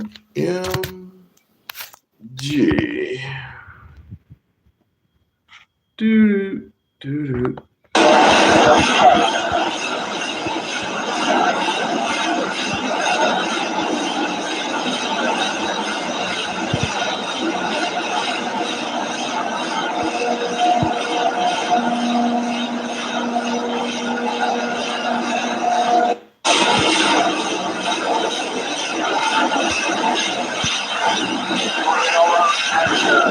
Go ahead, Dave.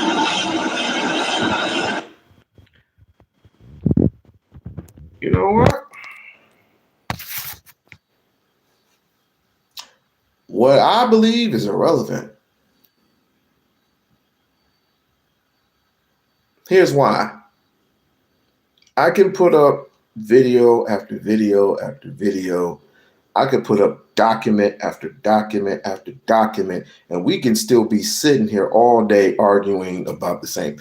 But if you come up with it, it's like, oh my God, I just discovered something. Let me see if it's accurate. Oh, it is. So my belief is my belief. No, but this is the action of evil. This has been happening for years. Years. And this is the reason why people stay. This is why Black folks particularly stay away. Right? Wait, what was your goal? Control. Everything is controlled by these apps. Apps, government, what you are under as far as control is concerned, what they are using you for. Like I said, everybody needs to go and read what was that book? Not Age of the Millennials. Something Millennials. Hold on a second. I have the book. Brother RZA's book. What was it, man? Brother RZA's book. Let me see. Go to Amazon. They even erased his books. Whoa! His book is not on Amazon anymore. Wow. Wow. Oh, Message to the Millennial. Oh, it's right here. My bad. I'm tripping. Message to the Millennials. I want you to go get that book and read it. Get that book and read it. Since certain people don't want to believe me, I want you to go read that book. Go get that book. I got it. You people go get it and you read it. It's called Message to the Millennials. I will show you what it looks like. I have this book. I've read it. I read some of it. Don't tell me they don't.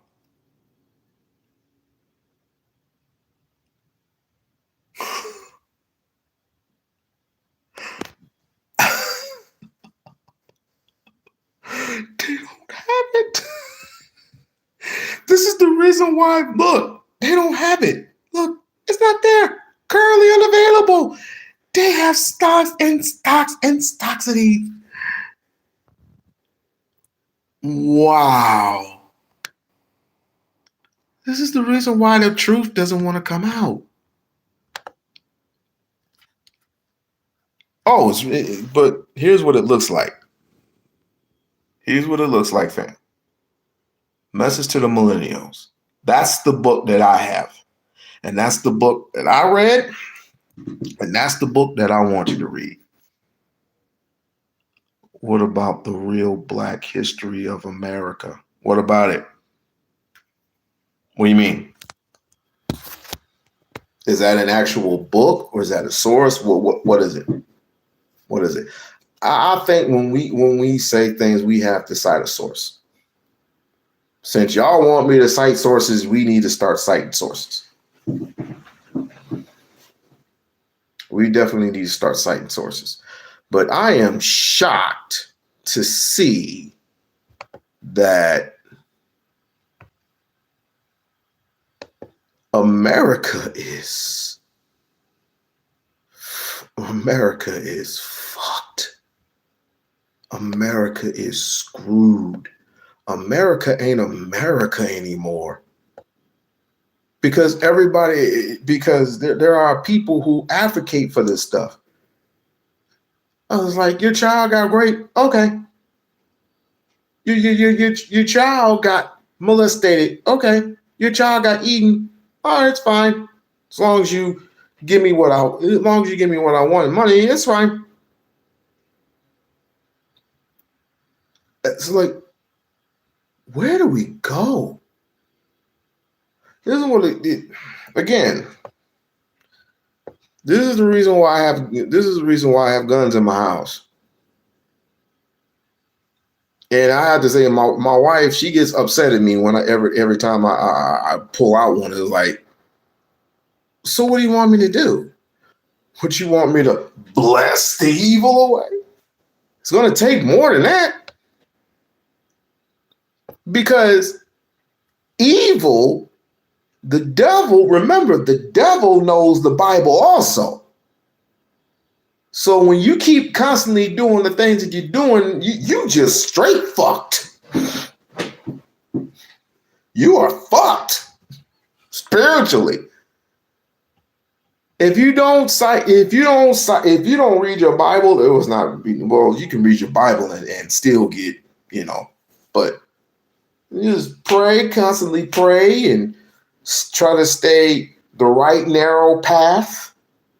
It's hard. It's difficult. And the only thing to do is just to stay safe. That's the only thing you can do is just stay safe. And my thing about, and you know what? I'm Lisa, Bart. I'm leaning towards not talking with certain people because it's getting to the point where all these circles are weird. All these circles. We were the other day, there was, or let me start a couple of years back. A couple of years back, without naming any names, there were certain podcasters. There were certain podcasters, there were certain panels that were talking about, the ages of girls and how old where you have to be to get consent, if you will. And they were naming these particular ages, 16 in certain countries, 17 in other countries. And then I think Greenland was 14. And they were talking about these specific age. And I'm like, why are we talking about young girls And specifically, the reason why they were talking about young girls is because they wanted to groom them and to be in control of their narrative because of the whole patriarchy thing. You know, patriarchy started with white folks, right? Republicans love them young. Exactly. So I'm sitting here thinking to myself, so I was thinking, there's just certain groups or there's certain panels that I won't even dare go on because of the nonsense. It's because of the nonsense. Let's see here. Because I know he has more. I know he has more. Oh, did anybody hear about who's what's her name? Rebecca Kirk? Anybody hear what happened to Rebecca Kirk? All of them need to be going in the trash, Republican and Democrat. All of them need to go in the trash. But going all the way back to the beginning, what I said about Jasmine Crockett. Erica, thank you. I'm hoping of all hope, because I've seen her a couple of days ago when she called out Trump. She called out Maxwell because of her evilness. I just hope, because if she is what I think she can potentially be,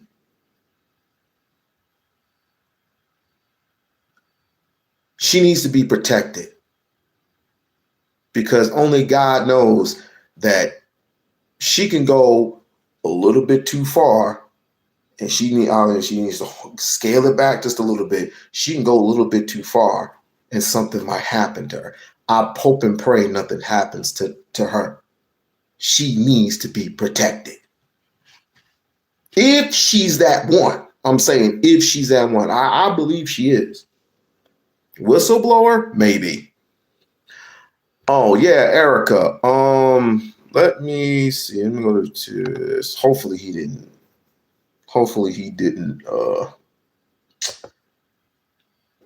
erase it, because it was looking pretty something about text messaging, something about leaked text messaging.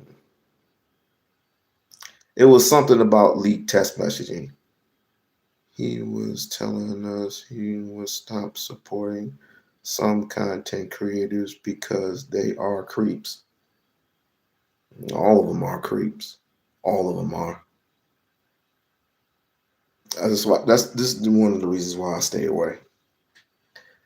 But yeah, did you hear about the damn text message? Something about text messaging and shit. I have to step out of it. Oh, okay, hold on. And down the rabbit hole we go. And unfortunately, he was never able to buy a shirt. But you can get a shirt, okay? This is great for me. I love this story. And how the story works is that, to be honest with you, I would have thought that Candace Owens would have gotten tired with the whole conspiracy. Hell, I would have thought that her low IQ, white, ignorant audience would have gotten tired with the whole conspiracy theory of Charlie Kirk and what happened to Charlie and the Russians and the planes, right? It gets to the point where it's like, okay, where are we going with this? But I have been mistaken because we are full Brawndo. But Brawndo's got what plants crave. It's got electrolytes. And when you have a Brawndo audience, bro, you have endless content options. Endless. You can talk about the alphabet, bro, okay, until they're dead, and they will click on it every single time. And that's where we are. So there have been some text messages that have come out that allegedly, I have to say this, allegedly were from Erica Kirk. And the reason why these text messages are causing a bit of a controversy, a bit of a scandal will go so far, is that Erica Kirk at the time, if I'm not mistaken, was 25, and who she was conversing with was 15. Oh, hell no! Now, if that's not a red flag, I don't know what to tell you. Never in my life have I ever talked with a 15-year-old. Never, okay? I don't even think when I was 15, I was talking to a 15-year-old. But sure as hell, not at 25 was I ever conversing with any 15-year-old. Not happening ever. Okay, so if you want to overlook that, you can overlook that. But then we start getting into the contents of the text messages. The contents of the text messages like, hey, on this Valentine's Day, I'm going to touch your butt. She accidentally typed in SEX. And, what she meant to type was SEC, but then she was like, oh, well, I'm, not with you. Yeah, a little sexual there. I'm like, oh, okay, that's interesting. Then she goes on to talk about how she doesn't play for that team and everything. I'm like, this is very weird conversations to have with a 15-year-old. And then the cherry on top is when she says, oh, you're beautiful, your lips, your eyes, your skin. Yeah, now we're going into Epstein territory. Now it's starting to sound like you want to, how do I say? It sounds like you want to have her with you, with your KFC meal, okay? It sounds like you want to have her as an entree alongside your unseasoned chicken, okay? Based off of what we've seen in the files, just a sick world we're living in, sick people. That's not far. That's not far from what they've been doing. What I will say is that the timing on this is delicious because, right, as I just said, we just had the files come out and they telling how they were children and drinking this and ripping apart that and all the practices that they were doing, and to coincide these text messages that come out with the files. It's just really just bon appetit, okay? And if you compare, or if you compound, I'll say, with everything else that's been coming out about Erica Kirk and the timelines and the stuff that she said she didn't do, but we have pictures of her doing and all this other stuff, her credibility is shot. Now, I would have thought people would have, hopped off the bandwagon, donors would have stopped after that disastrous TPUSA event, okay, the halftime show that they had. I would have thought, oh, yeah, TPUSA is dead, bro. It's a wrap. Wrap it up. But no, apparently they liked it, or at least enough people liked it to not rescind their offers and their donations anymore. Damn. And I hate to say that. It pains me to say that. But genuinely, I don't know. I do not know how this is going to play out. I don't. Because we can see how it played out with Trump. We can see how it played out with the files. We can see how it's playing out, in the Congress hearings, with the Senate, with Pam Bondi, with, Kash Patel, with all of them. And they still have Trump's back. They're still rah-rahing, going, yeah, MAGA, yeah, JD Vance. So there is no bottom to this rabbit hole, okay? There is no bottom to the levels of depravity that they are willing to, just hand wave. The Dow right now is over.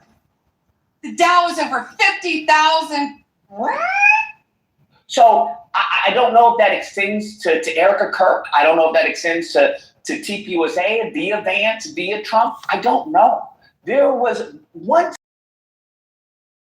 moment in time where I can say, yeah, she's done. The TPUSA is done. All that's done. Any type of connection, messing with or taking advantage of the youth, finito. But the times have changed. Damn. And as scary as that is, mum's a word. I don't know. Now, Kundis is having a field day with this. Chocolate-covered strawberries to a 15-year-old? That's not weird. You guys are haters. Oh, come on. You've never, as a 25-year-old, decided to message a 15-year-old about their lips and their skin and how perfect they are. But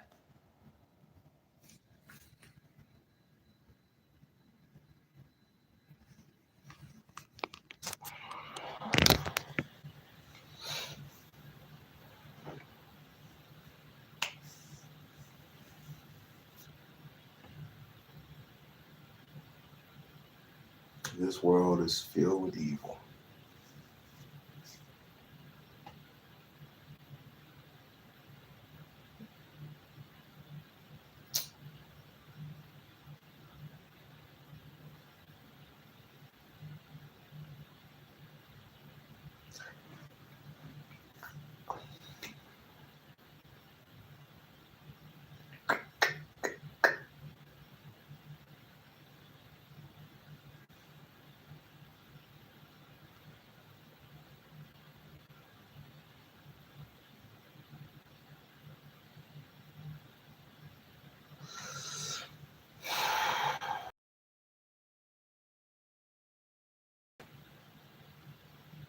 He needs to go.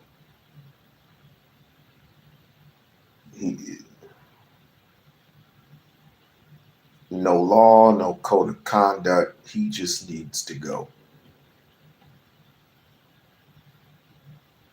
But there's too many people fighting against us, apparently, for us to it be not a war. Or excuse me, it not be a war with us, but it's a war against us because of their beliefs. I've heard, again, when I was listening to Dean Withers, you got people still to this day who will support Trump no matter what. No matter what. So what I say is sit back, relax, and pray, and hopefully the rest of the world sees it and turns everything blue from here on in. But here's what he said he was going to do. And I would take his word upon it, talking about Trump. I would take his word upon it. He is going to see that elections get rigged. How is he going to do it? Well, you can't mail your vote in anymore because it's considered cheating unless you're traveling or whatnot. If he's also thinking about sending votes to the federal government, put it in. If these dumbasses from Congress vote that type of shit in, count me out. Count me out. Because they're going to get it through these dumbasses.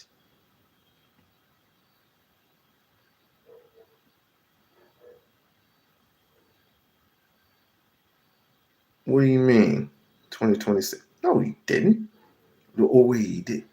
He did do that in 2016. Wait, he put the votes in. He gave the votes to the federal government and not the state government, and not state, or no, excuse me, not local. Some people on the internet, they'll say, like I said, if he takes those votes, if he takes voting,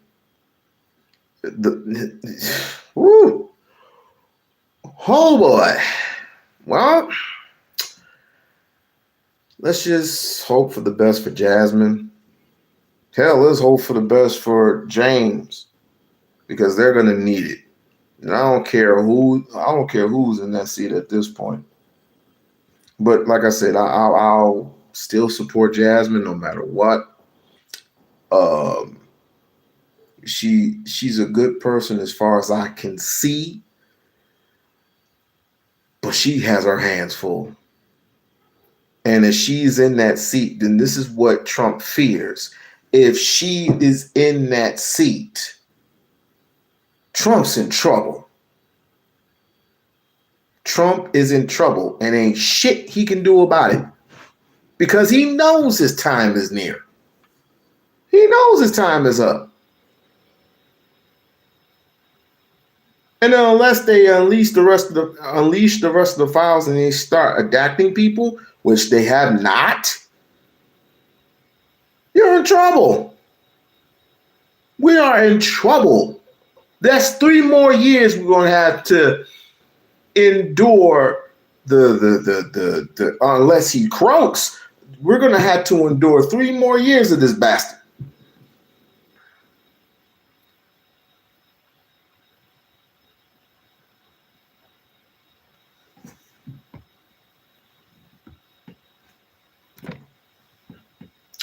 Excuse me if I'm learning.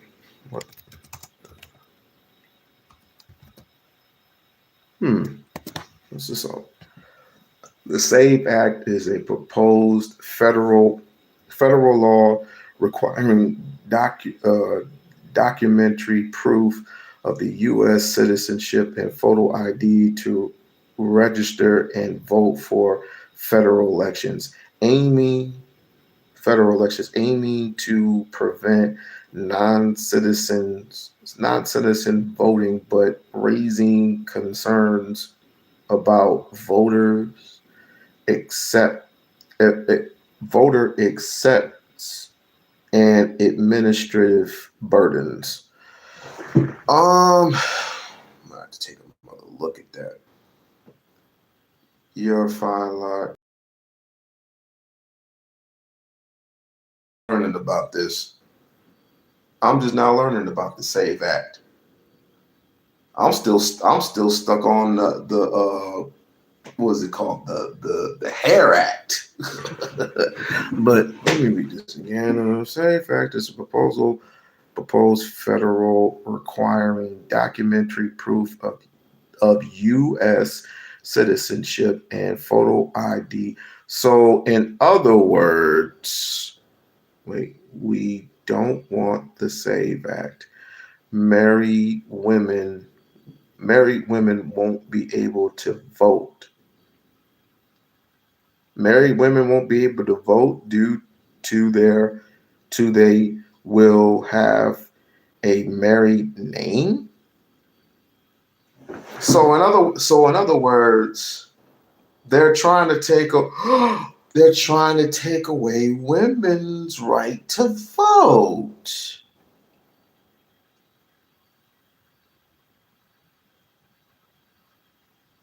Or am I right or am I wrong about that? They're taking away a woman's right to vote. Am I right or am I wrong?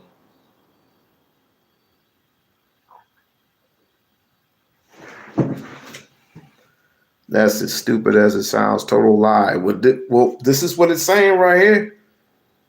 Now, I don't know how it says it right here. We can read it together. It says it right here. This thing with ooh. Hold on. Damn. Hold on 1 second, guys. Hold on 1 second. Ooh. Hold on 1 second, fam. Sit back and listen to the rest of this. She's been taking her shot. Just nothing seems to stick. Nothing seems to stick. So we'll see how this works. Either way, it's a W for me. I just want to be clear. it's a W for me. Destroy TPUSA, win. Destroy Erica Kirk, win. And then somehow the backlash of destroying, Candace Owens, that's another win. That's a 3 streak, bro. So if I can get a 3 streak with this, honestly, it's a 4 streak because now Charlie's out here. But damn! All jokes aside, and I'm not really joking, but I don't see how I lose in this scenario. Let's go. Full steam ahead. Anyways, guys, that's the video. Let me know what you guys think, whether or not this is just text messages, okay? This is how girls talk to one another.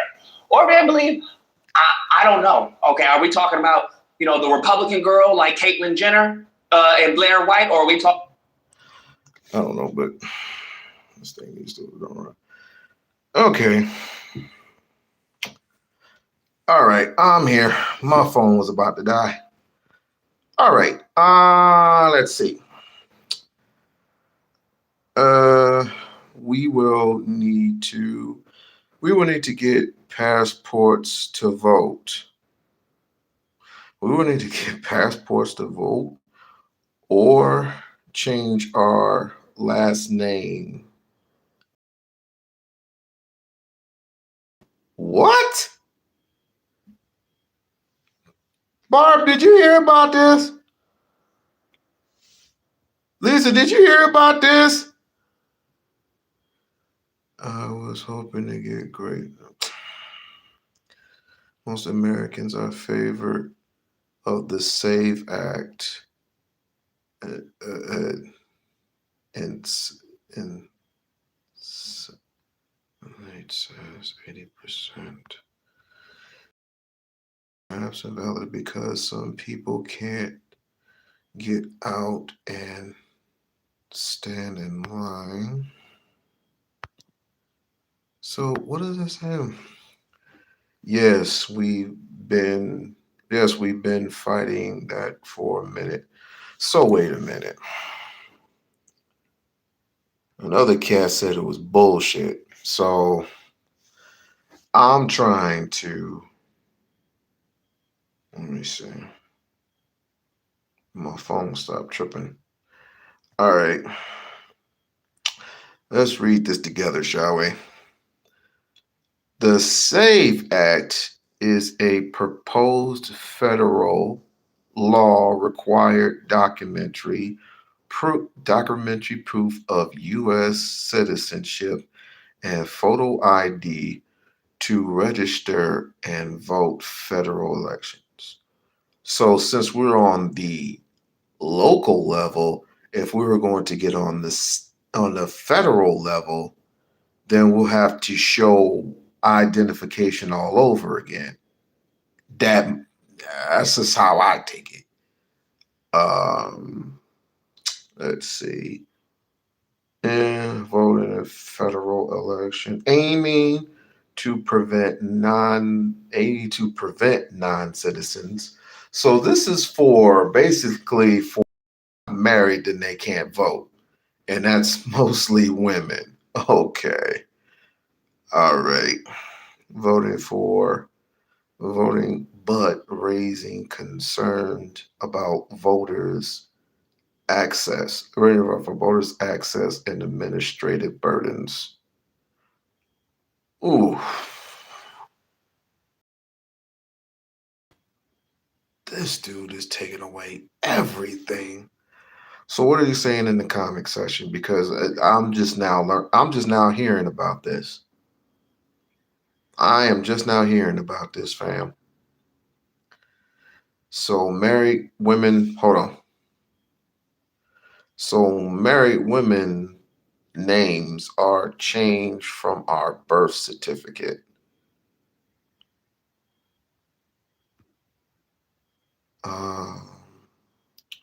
About the SAVE Act that married women will have problems voting.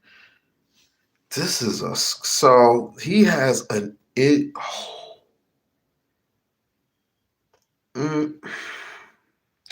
So Trump is ministering this, is what you're saying. Trump is ministering.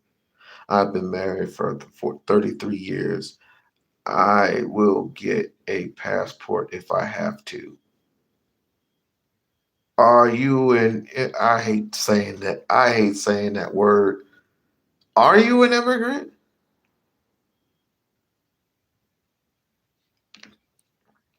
You should have your passport anyway. Reasons I'm not going to tell you. I don't even have a passport, fam.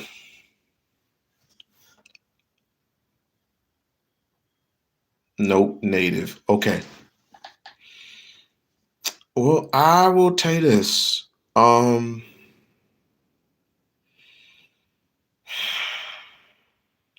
Start reading into your laws. And if you have to, make up one. Save you from this disaster, because apparently it's already starting. He doesn't want to lose, and he does not want to lose this early. So those seats all those particular seats that, and people need to go out and vote. But they're going to try and stop you from doing that. Even if they have to use ICE, they're going to try and stop you from doing it. So I'm just going to put that little caveat out there. And people, if you have to do a no kings again, do so. Ain't no time to be scared now.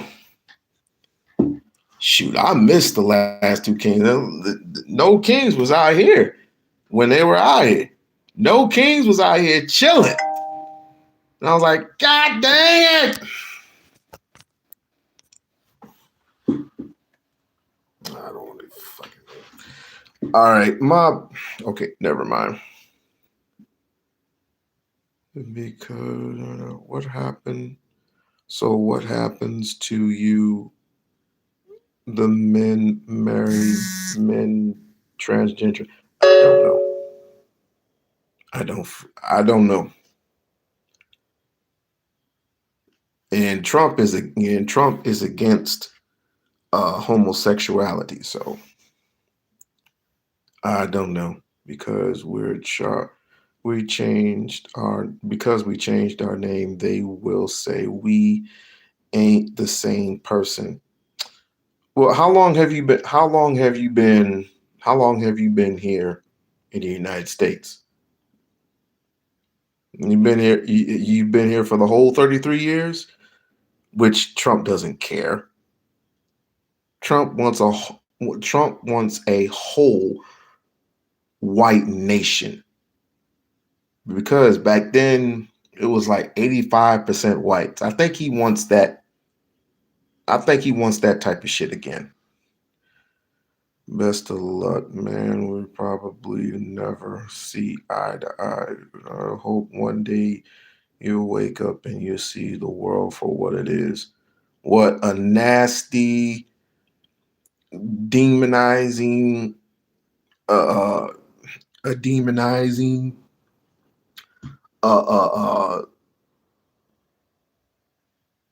piece of shit. I was born in Detroit. Hey, I'm Lance. I was born and raised in Lansing. Michigan. Hey, what's going on? Yeah, come back to the live stream. But yeah, that's a problem. That is a problem. I gotta study the SAVE Act. Let me see if they have anything on the SAVE Act and what it means, because, like I said, I had to be more familiar with it. I had to be a little bit more familiar with it, because it's saying one thing.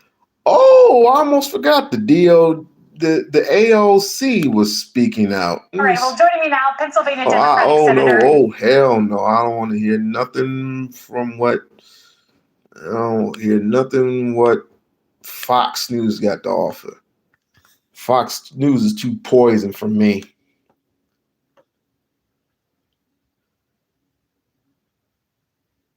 Let's see. What does it mean?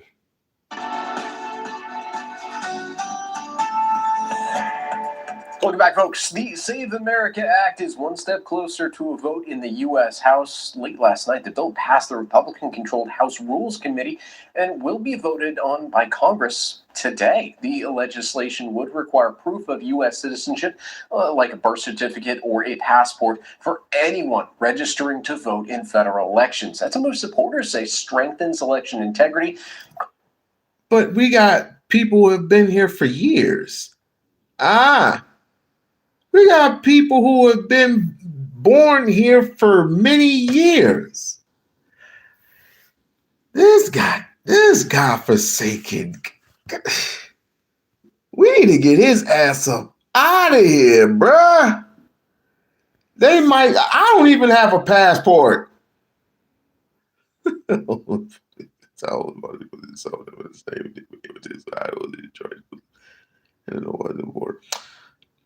Yeah, best of luck to you, man.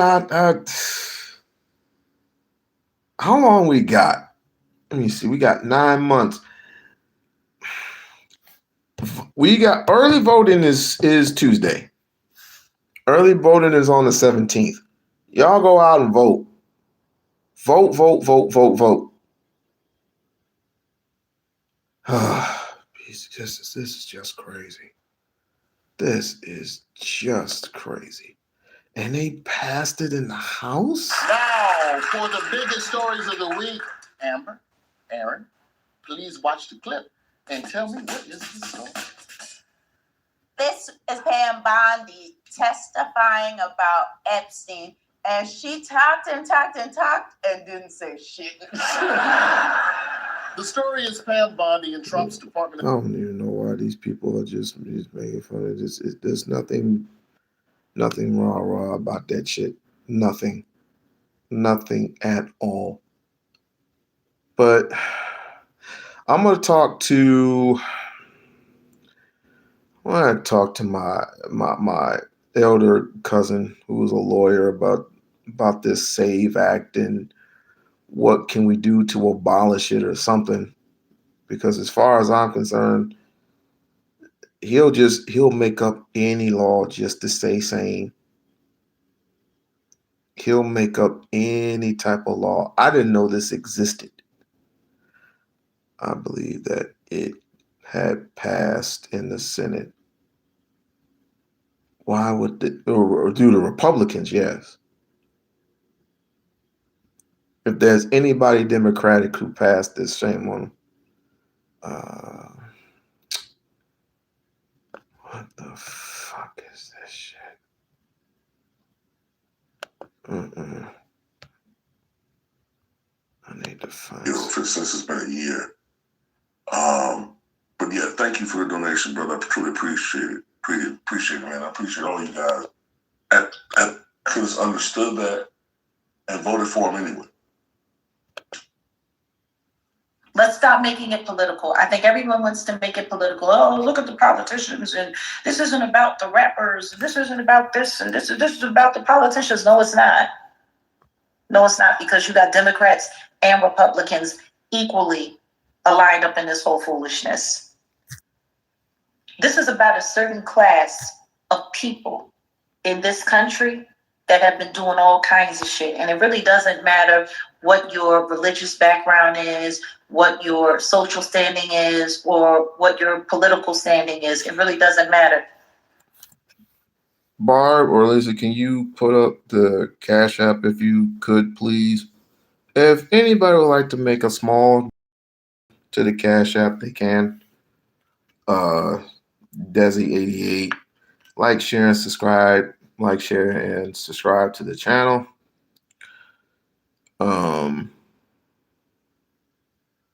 Again, if you vote one way, if you want to vote Tallarico, if you want to vote James Tallarico, then that's fine. If you want to vote for Jasmine Crockett, that's fine too.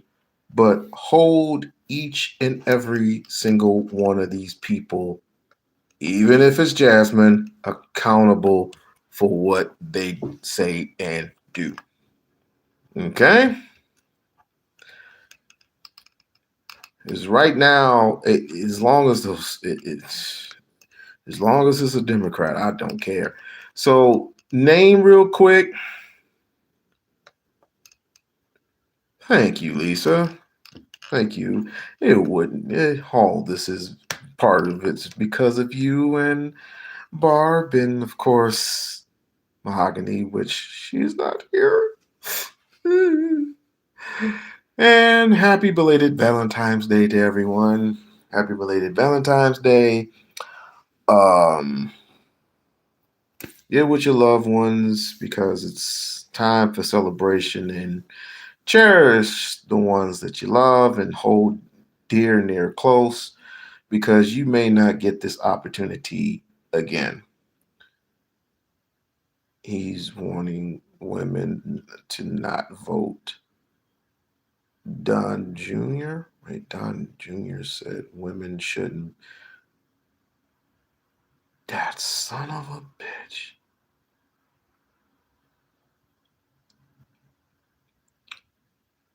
I have an idea. But like I said, don't forget to go ahead and support the channel. If you can put like a little small donation, cool. If not, don't worry about it. I'll see you.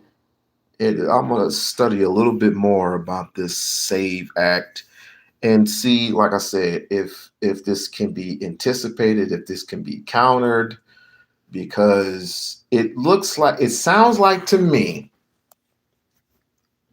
it's not just women. It's not just the women that can vote. It's immigrants. It's people from many different ethnicities, from many different parts of the world, if you may. Brazil, Russia, China, blah, blah, blah, blah, blah. If they were to go and vote, if they were registered to vote then, and they were registered to vote, because he keeps going on and on about he was cheated. Nobody wanted to vote for you. Nobody did. But apparently he needs that seat for a reason, which I already told you what the reason was. But apparently he doesn't like women in that position. And to me, it just sounds like manospherism or red pillism, as you will. But I'm gonna, if it can be countered, then cool. If not, early voting is accepted. So, do your early voting the best way that you can. Yeah, it's all on us. Yes, absolutely. And I guess I'll be seeing you in the next video. Ciao for now.